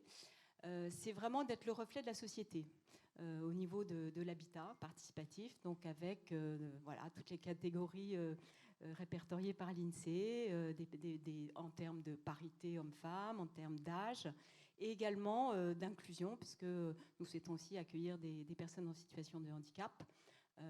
Voilà. Et donc, pour vous dire en termes de temps, eh bien, on est quand même plus sur une durée de 8 ans pour le moment, puisque a priori l'immeuble devrait être livré en 2024, dans le courant de l'année 2024. Alors on a eu le Covid qui nous a retardés, on a là, évidemment la guerre en Ukraine, on a toutes sortes de péripéties, mais ça fait quand même, ça fera 8 ans au moins que le projet est initié. Donc la difficulté en termes de point de vigilance, c'est de garder des personnes soudées autour du projet, parce qu'il y en a qui y arrivent, et puis au bout d'un moment, qui sont démotivés, qui ont d'autres projets de vie. En 8 ans, il peut se passer énormément de choses. Et donc la difficulté, c'est en effet d'arriver à constituer un groupe et de continuer à être motivé, à recruter d'autres personnes, parce que c'est pas. Alors on est évidemment soumis donc quand même à des plafonds, puisque c'est des logements sociaux qui vont être acquis dans le cadre d'un PSLA, enfin d'une accession sociale. Et on a une particularité aussi qui est le bail social solidaire, le BRS. Et donc ça, c'est une particularité qui fait que, je ne vais pas rentrer dans les détails, c'est un montage technique un peu compliqué. Voilà, je ne sais pas si tu veux ajouter quelque chose, Brigitte. Voilà. On avait envie aussi de ne pas participer à la spéculation. Tu viens de parler du BRS et ça permet effectivement que ce bâtiment, dans 10 ans, il échappe à la spéculation, puisqu'il est soumis au BRS. Que j'ai pas bien entendu, qu'il échappe à la spéculation. D'accord. Bah oui, c'est-à-dire que quand on achète un logement en PSLA, au bout de 10 ans, on peut le revendre au prix n'importe qui peut. Voilà. Alors que là, non, ce sont des personnes qui sont elles-mêmes soumises à ces plafonds. Et oui, la grande difficulté dans une ville comme Toulouse, c'est de trouver le foncier, en fait. Voilà. Entre le moment où le projet a démarré en 2016 et le moment où on a eu un terrain, on a cherché, mais quand on trouve des terrains, les promoteurs sont là, ils ont les sous, le groupe est constitué, nous on ne l'est pas. La réhabilitation, c'est pareil, il y a tout le temps. Il faut vraiment qu'il y ait une volonté d'une municipalité pour préempter un terrain ou nous orienter vers Guillaumet. Et donc voilà. Ok, voilà. Ben, merci pour ce témoignage. Donc, pour l'instant, on accueille déjà 2 jeunes femmes en différence cognitive, on dit maintenant. Voilà, l'intégration, on l'a voulu et puis on fait en sorte de la mettre en œuvre. Après, j'avais juste un petit point, et j'ai vu qu'il y avait une question aussi devant. C'était aussi sur quoi, qu'est-ce qu'on fait finalement, parce qu'il y a des projets avec des niveaux de ressources, et qu'est-ce qu'on fait de jeunes, enfin primo-accédants, qui sont un peu au-dessus du plafond de ressources et qui ont du mal à accéder à des logements, et finalement ils sont un peu exclus de l'affaire parce que c'est trop cher. Le marché, on prend Toulouse, le marché toulousain est très cher, et donc ils ne peuvent pas accéder. Voilà. Donc c'est vrai que quid de cette population-là, et puis de parents isolés, etc. On a des situations parmi les membres de notre groupe qui se posent la question en disant parents isolés, mais je suis au-dessus du plafond de ressources, donc je fais comment pour partager voilà, j'ai envie de partager avec un senior ou des seniors et je ne sais pas comment faire parce que je ne rentre pas, je ne suis pas dans les clous, quoi. Moi, je me permets une remarque, c'est que j'allais mettre également en point de vigilance. Aujourd'hui, moi, ce que je déplore, c'est qu'on parle d'inclusion, de mixité, on va parler d'intergénérationnel, de mixité de profils hommes-femmes, d'intégration de personnes avec des situations de handicap, et que malheureusement, on constate souvent que la question des plafonds de ressources, c'est une forme de frontière complètement imperméable, et que d'un côté, il y a des projets en libre, et d'un autre côté, des projets en logement social.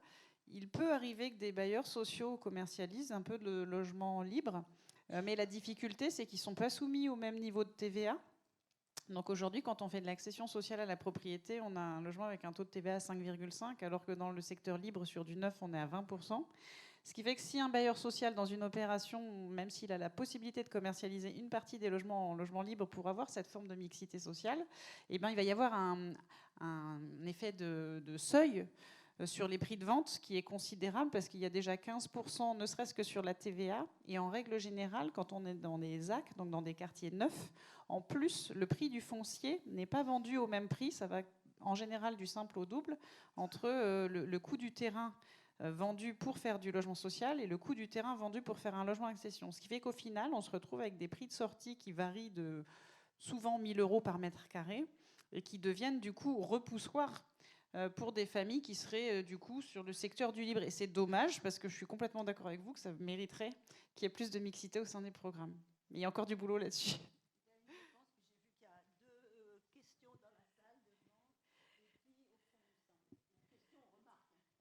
Je me permets de répondre parce que ça, c'est vrai, c'est une sacrée difficulté. Moi, j'habite donc un habitat participatif qui s'appelle Abricop et qui est une coopérative. Alors, la coopérative est la solution à ça. Alors, ce n'est pas une solution simple, hein, soyons clairs. C'est une solution compliquée, mais nous, on a acheté un terrain avec des prix au mètre carré différents. On a financé les appartements différemment selon qu'ils étaient en logement social ou en libre.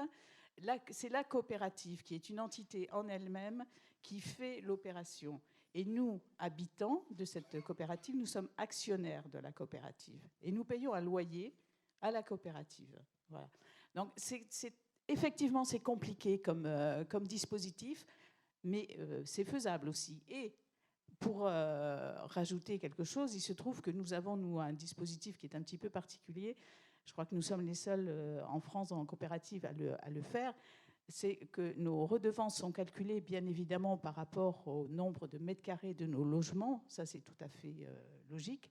Mais aussi, nous effectuons une péréquation sur les revenus de chacun. Ce qui fait que nous injectons de la solidarité entre nous. Nous avons une somme à collecter chaque année pour les besoins de la coopérative, que ce soit pour les besoins de l'entreprise, du remboursement des emprunts, etc. On se le partage, mais nous partageons cette charge-là à 17 foyers, à 55% par rapport au nombre de mètres carrés de nos logements, et 45%, c'est lié à nos revenus. C'est une usine à gaz, vous me direz, je vous confirme, mais pour l'instant, elle n'a pas de fuite. Hein. Il n'y a pas de fuite de gaz, c'est bien. Merci. Il y avait cette question, c'est vrai que je... Oui, et puis devant après. Donc, ce n'est pas tout à fait une question, c'est plus une réflexion, mais je crois que je voulais juste rebondir sur la question, sur cette notion d'empêcher la spéculation sur le prix de revente des logements. C'est quelque chose que je trouve très intéressant, notamment dans les métropoles où le marché est très tendu. Cependant, moi, quand je pense logement, j'imagine qu'il y a quand même toujours une question de... Comment appeler ça ? De parcours, de logement, c'est-à-dire qu'on va être amené à se loger puis à déménager, suivant nos âges d'ailleurs, hein, on rejoint la question de l'intergénérationnel. Et donc comment on fait quand on a accédé à la propriété dans un logement et qu'on s'interdit la spéculation pour se réinsérer dans un marché 5 ans ou 10 ans après? À mon avis, c'est un peu compliqué. Peut-être que Abricop a une partie de la réponse. avec un modèle plus coopératif où on n'est pas réellement propriétaire de son logement et qu'on peut revendre ses parts sociales. Et ma question, enfin ma réflexion, c'est est-ce que vous pouvez nous parler de ce qui se passe au-delà du projet de l'habitat participatif? Donc oui, vouloir construire ensemble, vouloir adapter son logement, c'est des choses que je peux comprendre, mais on sait que le logement va nous survivre, que nous, on va évoluer, qu'on va passer de jeunes à jeunes vieux à vieux. Et comment est-ce qu'on fait son parcours et comment on remplace les différents habitants de l'habitat participatif? Est-ce que vous avez des retours à nous faire là-dessus? D'abord, sur le BRS, c'était une particularité. C'en est plus une aujourd'hui parce que la plupart des logements sociaux en accession sociale sont en BRS. C'est-à-dire qu'aujourd'hui, il y a donc c'est le système de l'aide finale, c'est-à-dire avec vous ne pouvez pas revendre votre logement au prix libre, au prix du marché, mais à un prix plafonné. Et c'est maintenant le dispositif numéro 1 utilisé par la plupart des opérateurs sociaux dans les métropoles. Donc ça veut dire qu'il y a un parc en constitution très rapide de logements en BRS. Donc si vous vendez un logement, effectivement, vous n'êtes pas en capacité d'acheter un logement dans le libre, mais le parc de logements en BRS va très très vite être assez important. Après, sur la question du temps, enfin de l'évolution du logement, des besoins du logement d'une même famille. Alors nous, on a une vision un peu peut-être utopique, on n'est pas allé jusqu'au bout de tout ça, mais on croit beaucoup, comment dire, sur le plan de l'architecture. On demande aux architectes, l'ambition de ces projets-là, c'est de faire des logements sur mesure. Donc aucun plan de logement ne se ressemble à la fin, puisque chacun y a travaillé et l'a adapté à sa demande, en termes de surface, en termes d'organisation. Voilà. Donc il y a une nécessité pour nous, quand on travaille avec un architecte, qu'il pense une structure qui est mutable, avant qu'elle soit construite, on va dire, c'est-à-dire qu'avant qu'elle soit construite, on fait des logements différents. Et cette mutabilité, elle peut aussi, elle engendre une mutabilité possible dans le temps, puisque c'est des cloisons qui sont c'est pas les cloisons qui portent l'immeuble, par exemple. Voilà, donc on peut déplacer les cloisons, etc. Alors on a on a un idéal qu'on n'a pas toujours atteint, mais parfois on a fait des petits logements qui commençaient à s'approcher de ça. C'est des logements qui se rétractent ou qui se dilatent dans le temps. C'est-à-dire, on peut renégocier la ligne de partage entre son logement et celle du logement voisin. Je peux revendre à mon voisin une chambre parce que j'ai anticipé. Alors c'est pas facile, hein, c'est un peu un idéal, mais c'est pour vous dire qu'on y réfléchit. C'est-à-dire, je m'installe, j'ai de grands enfants avec la perspective qu'ils partent et que mes besoins en logement soient moindres. Je m'installe à côté des gens plus jeunes qui peut-être un jour auront besoin d'une chambre. Et il y a une chambre qui est sur le plan qui peut basculer, que je peux revendre facilement à mon voisin parce qu'architecturalement, elle est accessible et c'est pensé pour. Voilà. Alors, on est encore quand même un petit peu dans les idées. On n'a jamais, nous, encore assisté à la cession d'une chambre, mais j'espère le voir un jour. Par contre, on a fait des appartements à double entrée, par exemple, c'est-à-dire des grands logements des T5 où on anticipait sur le fait qu'il y a une partie qui devient en fait un studio, donc que quelqu'un peut revendre, mais qui a sa propre entrée, donc ça fonctionne, ou c'est justement le lieu d'accueil d'une personne plus âgée, ou d'un étudiant, ou le premier pas de l'indépendance des enfants, c'est-à-dire, bon, bah, tu es encore là, mais tu n'es plus là tout à fait. Et ça, on l'a fait. Il y a des logements comme ça qui existent. Bah, pour l'instant, on n'a pas encore vu comment ça allait évoluer, mais je crois beaucoup... Enfin, forcément, quand on rentre dans un projet comme ça, on s'y attache. C'est des projets à long terme. Et moi, je dis toujours, attention, regardez bien comment vous y entrez, parce que le jour où vous allez être obligé de partir, ça va être douloureux. Et donc, si vous n'avez pas anticipé sur vos besoins de logement dans le temps, vous allez être contraint de partir et vous allez mal le vivre. Et les échanges de logements entre les projets, c'est aussi une possibilité. Je pense qu'on verra ça, des moments, des gens qui déménagent dans l'immeuble, qui font des échanges. Mais c'est quand même une probabilité difficile à... Il faut que ça marche pour les deux, quoi. Hein. Et je crois qu'il y a des pistes à creuser pour des formes un peu souples qui permettent de modifier son logement sans déménager. Voilà, parce que déménager, ça coûte cher aussi. derrière, il y a des questions d'économie. Évidemment, si vous avez besoin de déménager, bah oui, c'est là. Si vous changez de ville ou.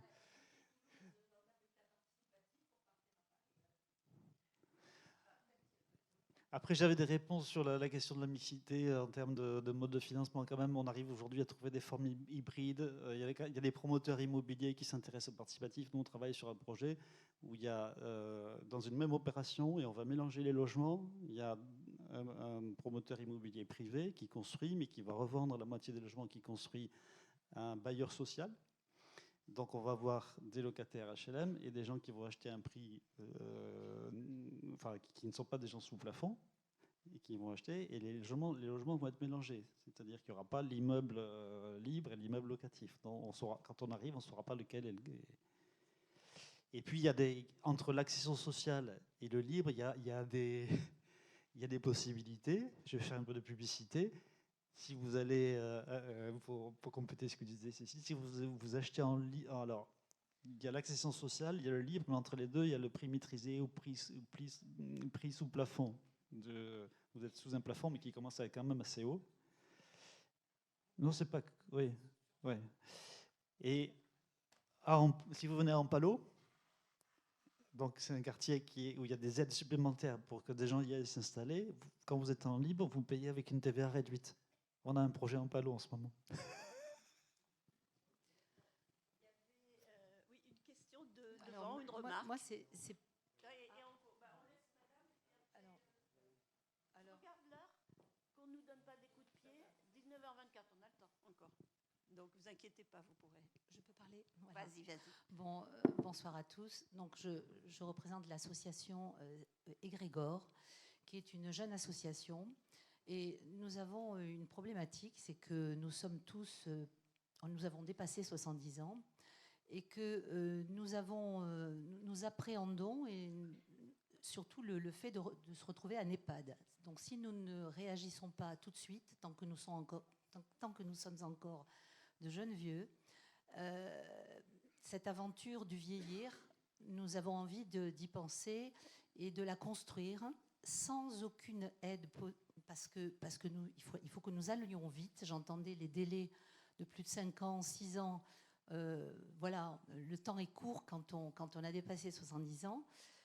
Donc nous avons entrepris de faire un petit collectif de 16 personnes, de rénover une maison et de ne pas imaginer un habitat participatif intergénérationnel. Participatif oui, mais intergénérationnel non, bien que nous serons ouverts à l'intergénération et que nous aurons besoin des jeunes, ne serait-ce que pour nous stimuler. Voilà. Donc je voulais juste dire ça, c'est que j'ai entendu beaucoup de problématiques, il y a beaucoup de choses à dire, à faire, sans doute dans l'habitat intergénérationnel, mais pour ce qui nous concerne, nous voulions prévoir dans notre structure, alors je n'aime pas le terme comme vous, madame, de dépendance, je pense peut-être un peu quand même à la fragilité qui peut s'installer après 80 ans, peut-être après 90 ans. Et je crois beaucoup à la prévention. Je crois que quand on est dans l'échange, quand on est dans la construction, quand on est dans la bonne alimentation et quand on est aidé et stimulé et qu'on fait en plus de la gymnastique adaptée, on peut avoir un peu d'espoir pour les seniors et ne pas se retrouver à EHPAD. Voilà ce que j'avais à dire.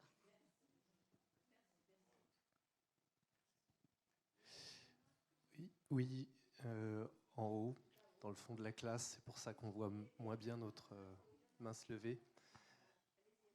D'abord, je tenais à remercier le CODEF pour organiser des temps de conférence comme ça. C'est très intéressant. J'espère que vous pourrez produire un de ces livrets didactiques dont vous avez le secret et que vous distribuez à l'entrée. Là, ils sont très intéressants. Vous parliez tout à l'heure d'ingénierie sociale. Moi, c'est plutôt ce volet-là qui m'intéresse. Et je me demandais s'il y avait une forme de taille critique à partir de laquelle l'habitat intergénérationnel marche moins bien. On entendait tout à l'heure qu'à Guillaumet, il y avait un exemple avec 20 logements. Jusqu'à où on est allé aujourd'hui? Qu'est-ce qui les plus gros paquebots intergénérationnels qui fonctionnent, et comment ils fonctionnent, avec quel régime. Est-ce que l'autogestion fonctionne quand on vient flirter avec cette limite? Est-ce qu'un accompagnement est nécessaire? Voilà, c'est une question qui s'adresse autant d'ailleurs à l'estrade qu'aux personnes qui vivent dans des habitats participatifs, qui sont dans la salle. Moi, je veux bien dire un mot là-dessus. Le seul mot que j'aurais, c'est qu'il y a plusieurs écoles là-dessus, avec des points de vue qui se confrontent. On essaye plusieurs stratégies. Chez Ostalada, nous, on a pris le parti de travailler sur du micro-projet pour ces questions de faisabilité opérationnelle et de temporalité courte. Et il y a un certain nombre d'habitats participatifs qui prennent le parti de dire que c'est plus facile quand on est plus nombreux pour des questions de gestion des relations humaines intérieures au groupe.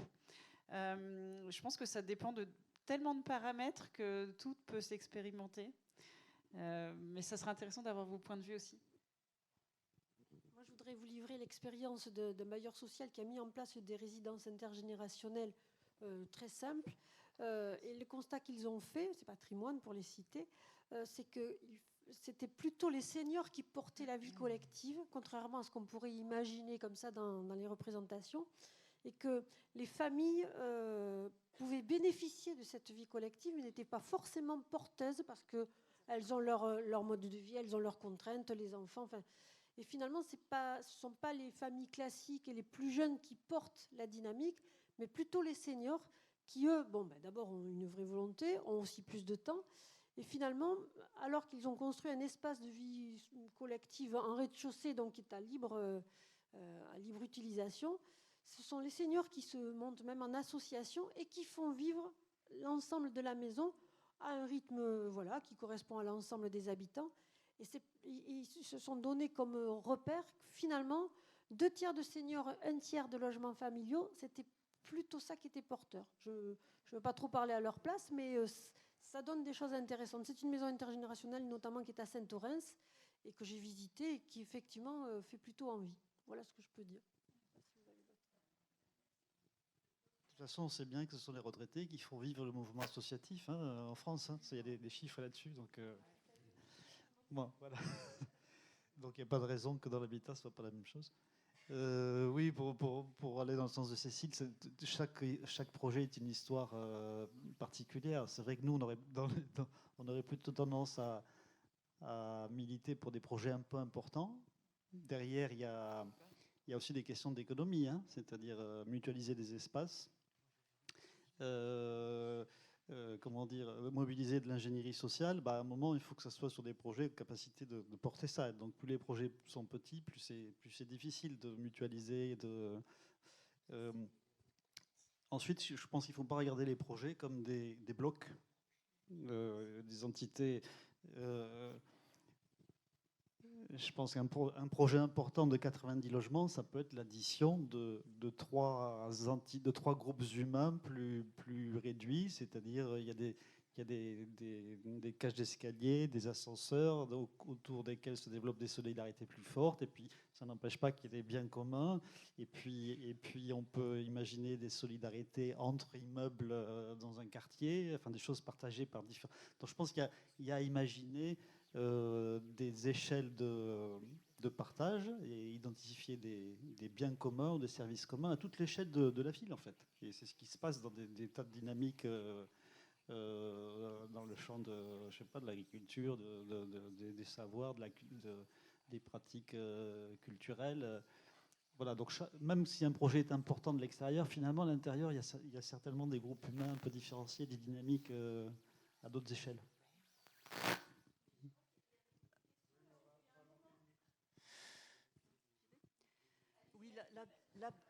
Merci beaucoup. Donc moi j'ai 35 ans, je suis père célibataire. J'ai déjà rencontré Isabelle. Et moi je vis dans un logement qui me coûte beaucoup trop cher, et ça m'empêche de faire beaucoup de choses dans ma vie, et j'ai des valeurs qui font que j'ai pas besoin de jouir d'un logement de façon exclusive. Et c'est dans ce contexte-là que je cherche différentes pistes. pour que mon logement me coûte moins cher. Et l'habitat intergénérationnel fait partie de ces pistes-là. Et si je l'envisage, si je le considère très sérieusement, c'est aussi parce que je pense avoir le caractère qui va bien pour me projeter dans cette aventure. J'avais juste une première remarque par rapport à la dame au premier rang, association Égrégore, si j'ai bien compris le nom, qui exprimait un certain empressement pour avoir des échéances plus courtes pour que les projets se réalisent. Et je partage un peu son empressement. Alors je comprends ses raisons et j'ai aussi les miennes. C'est que moi, je suis dans une situation où je ne sais pas ce que la vie va me réserver. Peut-être que dans un an, ma vie sera différente, mais que ce soit dans un an ou dans 2 ans, d'ici là, peut-être que j'aurais pu bénéficier et faire bénéficier d'une cohabitation avec une personne plus âgée, un vieux, une vieille. Et d'ailleurs, je passe, puisqu'il y a les cheveux blancs ce soir, je lance l'appel. Voilà, s'il y a des gens qui veulent lancer l'aventure, Claudine. Donc voilà, je partage son empressement. Et aussi pour des raisons écologiques. Vous avez parlé, Isabelle, si j'ai bien retenu la leçon, c'est habitat, cadre de vie, enfin, espace public et écologie. Je m'intéresse aussi aux travaux du Shift Project. Le Shift Project dit qu'il faut rapidement converger vers une économie décarbonée, etc., etc. Et sur le volet logement, je crois me souvenir qu'on a environ 40 mètres carrés en moyenne par habitant aujourd'hui. Il faut rapidement tendre vers 20 mètres carrés. Je crois que c'est ça la moyenne annoncée par le Shift Project. Et à ce rythme-là, on ne peut pas se contenter des très bons projets que vous portez en pull rouge. Excusez-moi, j'ai oublié votre nom. Cécile Alliot, c'est ça, qui font de la construction. Et je pense que c'est très important. Enfin, pardon, oui, on est d'accord. Mais sur des échelles de 18 mois qui font qu'il y ait une rénovation qui est plus longue que ce qui pourrait être fait avec des bâtiments déjà existants. Je laisse la parole.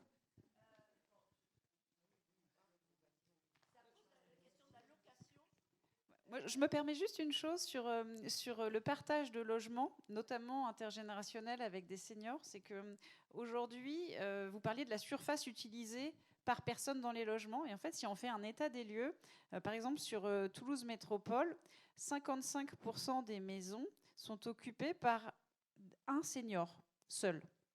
Et donc, cette personne dispose de 90 mètres carrés en moyenne pour une seule personne, alors qu'effectivement, c'est une moyenne, hein.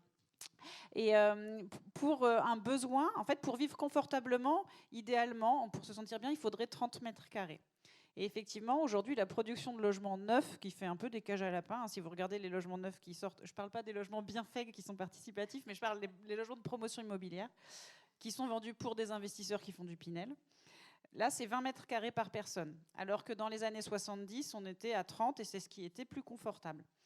On voit qu'il y a de la marge entre les maisons existantes aujourd'hui où les gens jouissent de 90 mètres carrés par personne et aujourd'hui, si vous allez dans du neuf, vous en avez 20.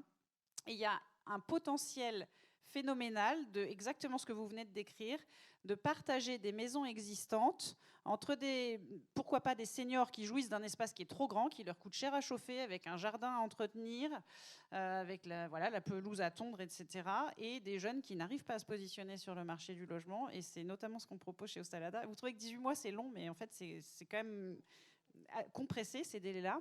Et nous, on travaille notamment sur une démarche qui est une démarche européenne qui s'appelle le BIMBI, qui consiste à créer de la densité d'usage à la parcelle, soit en réutilisant exclusivement le bâti existant, soit en densifiant, en surélevant des maisons sur des zones déjà bâties, pour pouvoir accueillir des tout petits logements collectifs, donc 2 ou 3 ou 4 logements à la parcelle, là où aujourd'hui il y a une maison qui est occupée en règle générale par une seule personne. Voilà. Donc je suis d'accord avec vous, il y a du potentiel là-dessus. Depuis le temps que je vous dis de rencontrer Cécile. Oui, juste pour rebondir, à mon avis, il y a plusieurs leviers. Déjà, il y a que culturellement en France, c'est pas, j'invente pas la poudre, hein, on est un pays plutôt de propriétaires. Et donc voilà, les modèles aussi sont encore très ancrés dans les parcours de vie. Voilà, l'aspiration, le logement individuel. Donc ça, c'est peut-être un premier frein. Voilà. Il y a le frein politique de l'accompagnement. Et pour rebondir sur la colocation intergénérationnelle qui nous préoccupe, Il y a quelques années, j'avais une étudiante qui avait fait son stage à Toulouse Métropole et qui était justement sur ces questions d'habitat intergénérationnel.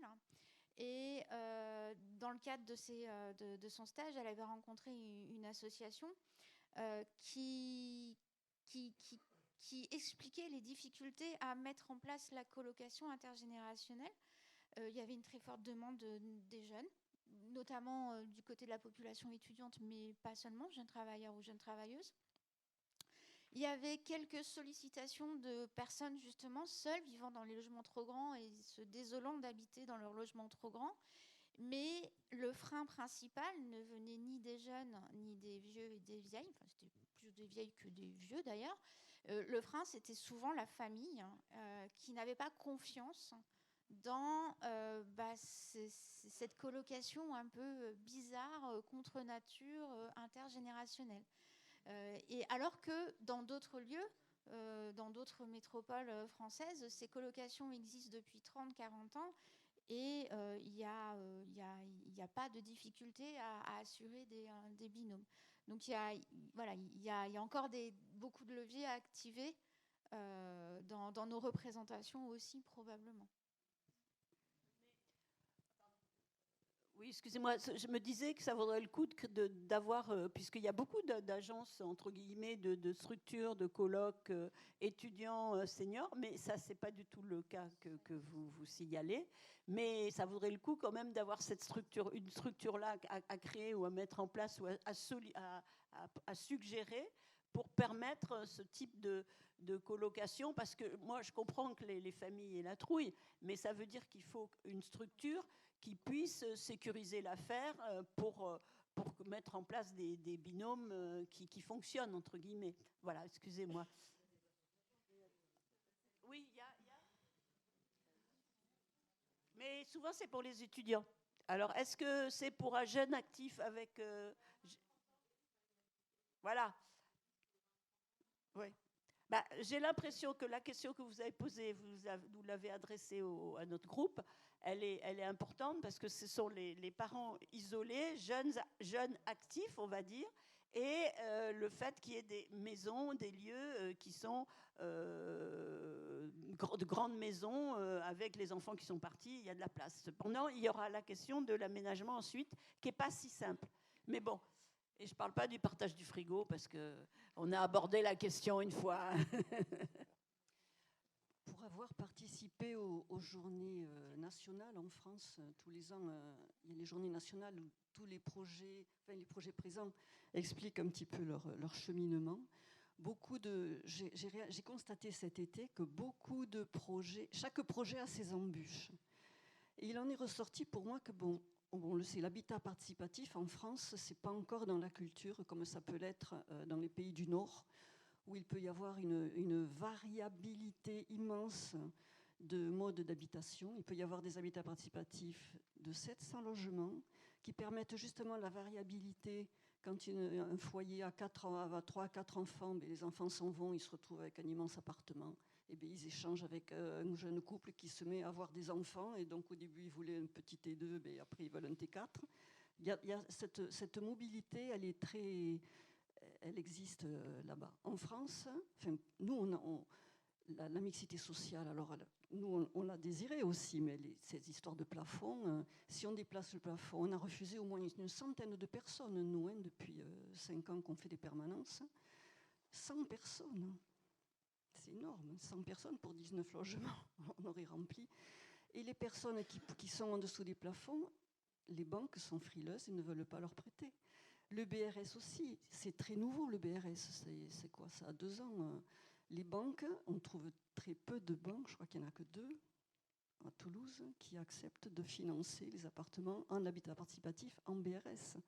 Donc il y a quand même là, au niveau politique, quelque chose à travailler. L'habitant, pour l'instant, ce n'est pas lui qui décide. Il rentre, ce que vous disiez, il rentre dans les projets tout faits, tout cuits, dans un encadrement, mais on ne fait pas ce qu'on veut. Quelqu'un qui va être en colocation sur 10 appartements, on peut, dans les pays étrangers, en Allemagne, moi j'ai vu des variables, autant d'habitats que d'habitants. j'ai vu à Hambourg, là vous parliez d'Hambourg, un habitat pour fin de vie, donc jusqu'à la fin de la vie, avec une pièce commune pour une infirmière à temps plein, enfin les 3-8. Enfin, ils désirent le faire, ils font un projet et ça marche. Enfin, on trouve les financements. En France, il y a des verrous. Enfin, je ressens ça énormément. Et cet été, beaucoup de projets et c'est jamais les mêmes embûches. C'est jamais les mêmes embûches. On dirait qu'il y a 50 000 lois qui empêchent 50 000 projets d'aboutir. Nous, c'est celui-là. Nous, ce qui nous bloque, c'est ce plafond. Et voilà, et les banques qui ne veulent pas prêter. Voilà. Donc, on a de la place pour ceux qui sont en dessous des plafonds. Hein, oui, c'est la hutte finale. Ouais. Donc, venez à nos permanences. La hutte. Oui. Mais voilà, je pense qu'il y a... Enfin, je ne sais pas comment on pourrait se fédérer pour faire bouger un petit peu les lois, les politiques. Enfin, je ne sais pas ce que vous en pensez à Ferroville. Hein. Enfin, je pense que vous avez les mêmes voilà. Alors, on peut essayer de trouver des montages. On a trouvé des astuces pour les jeunes couples qui vont avoir des enfants, de se mettre en congé parental pour passer en dessous des plafonds. Voilà. Donc la solution, on leur dit, faites un enfant l'an prochain pour être en dessous. Ou bien partez 3 mois en voyage pour faire baisser vos revenus le temps de la signature. J'ai juste un petit mot pour rebondir sur ce que vous dites, madame. Il faut truander, on est mal à l'aise avec ça. Il y a une association qui s'appelle Habitat Participatif France, qui permet à des habitants ou des professionnels de militer. Ils ont un groupe de plaidoyer qui aide à faire évoluer le cadre législatif. Donc je vous invite à nous rejoindre et à porter ces questions-là au niveau du gouvernement.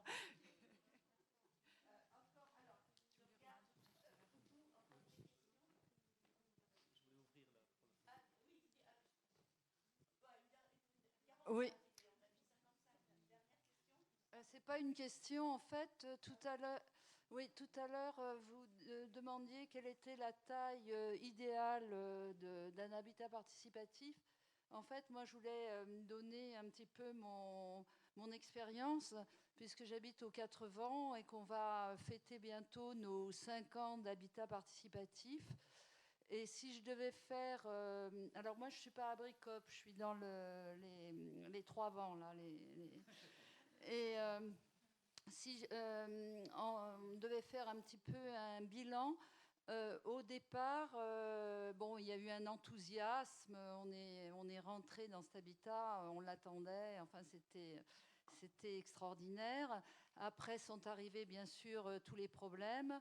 On avait fait un questionnaire de satisfaction au bout de presque 2 ans, où on avait globalement plus de 97% de gens qui ont répondu. C'était un questionnaire d'1 heure.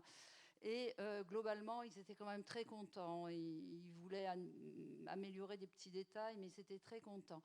Après, nous avons eu le Covid. Nous sommes beaucoup... nous avions des points de vue différents, en particulier sur le vaccin. Ça a été très, très lourd. Et 5 ans après, je dirais qu'on vit un petit peu comme un village. C'est-à-dire qu'on a quand même toute cette solidarité de voisins. On se rend service. Et après, il y a différents cercles. Il y a des cercles de gens qui sont très, très militants de l'habitat participatif, qu'on retrouve tout le temps, qui sont dans les commissions, qui sont très, très actifs. Et il y a les différents cercles. Et il y a peut-être... je ne sais pas, Pascal, tu pourrais dire aussi 30 ou 40% de gens qui ne profitent pas de l'habitat participatif. Enfin, je ne sais pas si c'est autant. Voilà.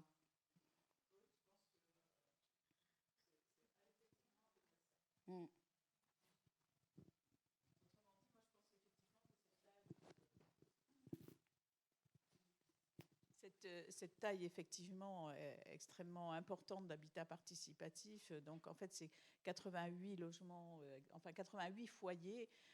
C'est vraiment énorme, quoi. Hein. Donc, nous, à Bricop, on est 17 foyers, 24 adultes et 10 enfants. Et avec le recul, on se dit que c'est vraiment bien. Alors, ça ne veut pas dire que ça ne peut pas être 20 voilà, mais trop petit. Moi, je pense que c'est effectivement assez fragile, parce que j'en connais certains qui sont petits et dès qu'il y a un ver dans le fruit, ça devient compliqué. Et effectivement, dans des tailles moyennes comme ça, autour de 20-25, les instances de régulation sont vraiment beaucoup plus efficaces. Alors qu'effectivement, quand on passe à 88, il y a même des foyers aux 80 qui sont arrivés là par hasard. Hein. Je veux dire, on leur a annexé, quand ils ont acheté, la charte de l'habitat participatif, mais je pense qu'ils n'ont pas plus lu que l'état des termites, etc.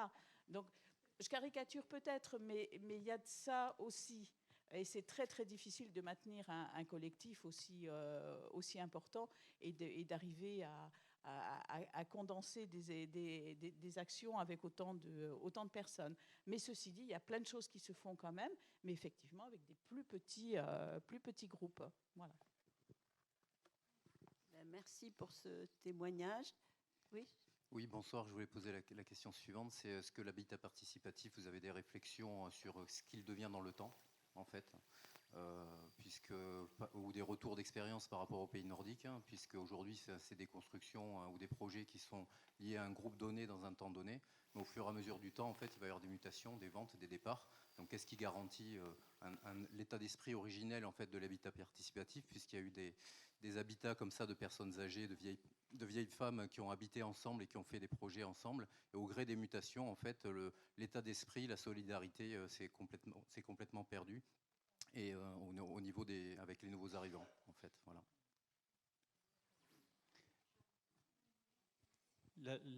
La responsabilité, il me semble, en incombe aux habitants. Enfin, la question d'esprit, on est bien dans l'informel. Et donc, chaque habitant est responsable d'entretenir la flamme, on va dire.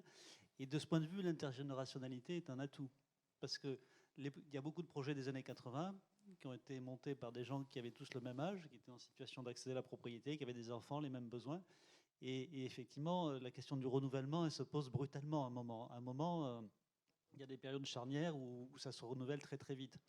Quand on est dans des projets intergénérationnels, on peut penser que ça se fait beaucoup plus lentement et que donc beaucoup plus naturellement, parce que la transmission est beaucoup plus facile en fait. Donc de ce point de vue, le caractère intergénérationnel, c'est plutôt une chance, un atout.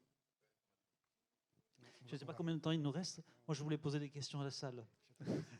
Mais peut-être pas pour que vous y répondiez tout de suite, mais c'est sur la question de la cohabitation. C'est-à-dire, en fait, derrière tout ça, il y a l'idée qu'on peut cohabiter. Alors, mais en fait, chacun de nous peut se poser la question, qu'est-ce que ça veut dire pour lui cohabiter ?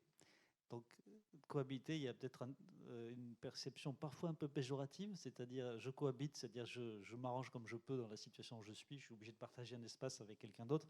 Là, évidemment, dans les démarches, là, on est plutôt dans une dimension positive.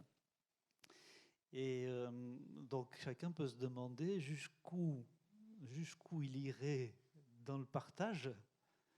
Donc, parce que, en fait, dans les expériences effectivement, qui nous fascinent tous en Suisse, en Allemagne, où on partage jusqu'à la salle de bain, la cuisine, et en fait la partie intime, individuelle, c'est plus que 20 ou 30 mètres carrés qu'on appelle la chambre ou qu'on appelle comme on veut, enfin un petit logement. Oui. Et donc, qu'est-ce que ça veut dire de partager ? Qu'est-ce qu'on peut partager ?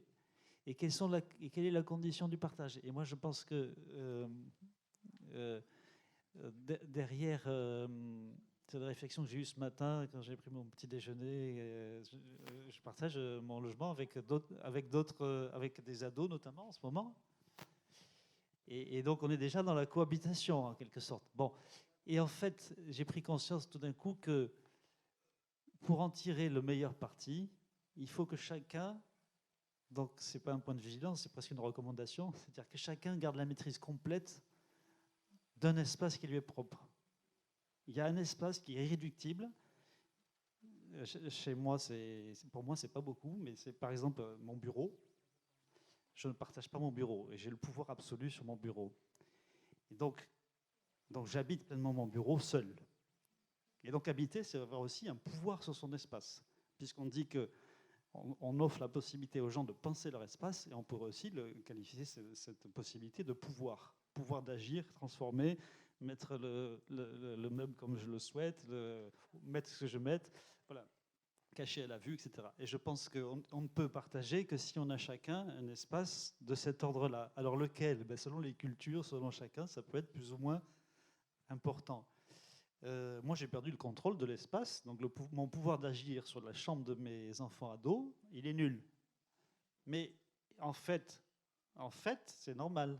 Il faut qu'eux, ils aient leur pouvoir, qu'ils aient un pouvoir quasi absolu sur leur propre espace. Et après, il y a tout ce qu'on partage. Et tout ce qu'on partage, alors c'est un point de vigilance, c'est-à-dire que dans notre pensée de l'habitat partagé, on va dire, il faut que le partage soit, c'est la condition, c'est comment dire, c'est un levier pour ma liberté propre. Voilà, ça c'est très important, parce qu'un écueil, c'est que le collectif devient une espèce de règle un peu coercitive, c'est-à-dire auquel il faut que je me soumette. Et donc, c'est une question d'émancipation en quelque sorte. C'est-à-dire, ce que je mets en commun, c'est la possibilité de faire des choses que jamais j'aurais pu faire tout seul, des espaces que jamais j'aurais pu avoir seul. Et les règles qu'on se donne, parce qu'à ce moment-là, dès qu'on a un bien commun, il faut se donner des règles pour gérer le bien commun. Ces règles sont la condition de ma liberté, en fait. Je ne sais pas si je peux bien comprendre. Et parfois, un des risques, ça peut devenir de basculer. Quand par exemple, avec des groupes d'habitants, on parle des règles que l'on se donne pour utiliser les espaces partagés, parce qu'il faut se donner quelques règles. Et à un moment, on sent que les règles, en donnant les règles, on est en train de définir tous les possibles, tout ce qu'on va pouvoir faire, et donner la possibilité à chacun de faire ce qu'il veut, dans le respect de l'autre. Et puis à un moment, si on ne fait pas attention, clac, on bascule dans quelque chose qui est perçu comme coercitif et restreignant la liberté. Et là, je pense qu'on a fait un peu fausse route. Voilà. Et que... Est-ce que j'ai bien compris qu'il nous faut s'arrêter? Bon, donc merci à toutes et à tous d'avoir accepté de participer, répondre à des questions. Par contre, il semblerait qu'il y ait encore beaucoup de questions qui restent un peu en suspens. Il y a beaucoup de questions. Donc, si vous voulez les poser, l'adresse, c'est quoi? Alors, ce que l'on va faire, c'est qu'on va vous demander d'envoyer vos questions à l'adresse du CODEV. L'adresse du CODEV, vous l'avez dans le message d'invitation que vous avez reçu. Et de là, si les intervenants nous l'autorisent, on vous les enverra, ces questions, de façon à ce que vous ayez chacun une réponse. Et peut-être, pourquoi pas, c'est une idée que je viens d'avoir là maintenant, faire une deuxième table ronde un peu plus précise sur des thèmes que vous pouvez aussi nous poser, des questions bien précises. On pourra peut-être faire une deuxième table ronde si le nombre de questions, le nombre de sujets est assez important. Okay. En tout cas, je remercie les intervenants et Isabelle qui les a drivés de main de maître. Et pour vous tous aussi qui êtes là ce soir, qui avez fait l'effort de vous déplacer. Merci. Merci. À bientôt. Et à bientôt. Et puis, si vous voulez participer à la réflexion, vous pouvez vous inscrire aussi. On a besoin de cerveau. Merci encore.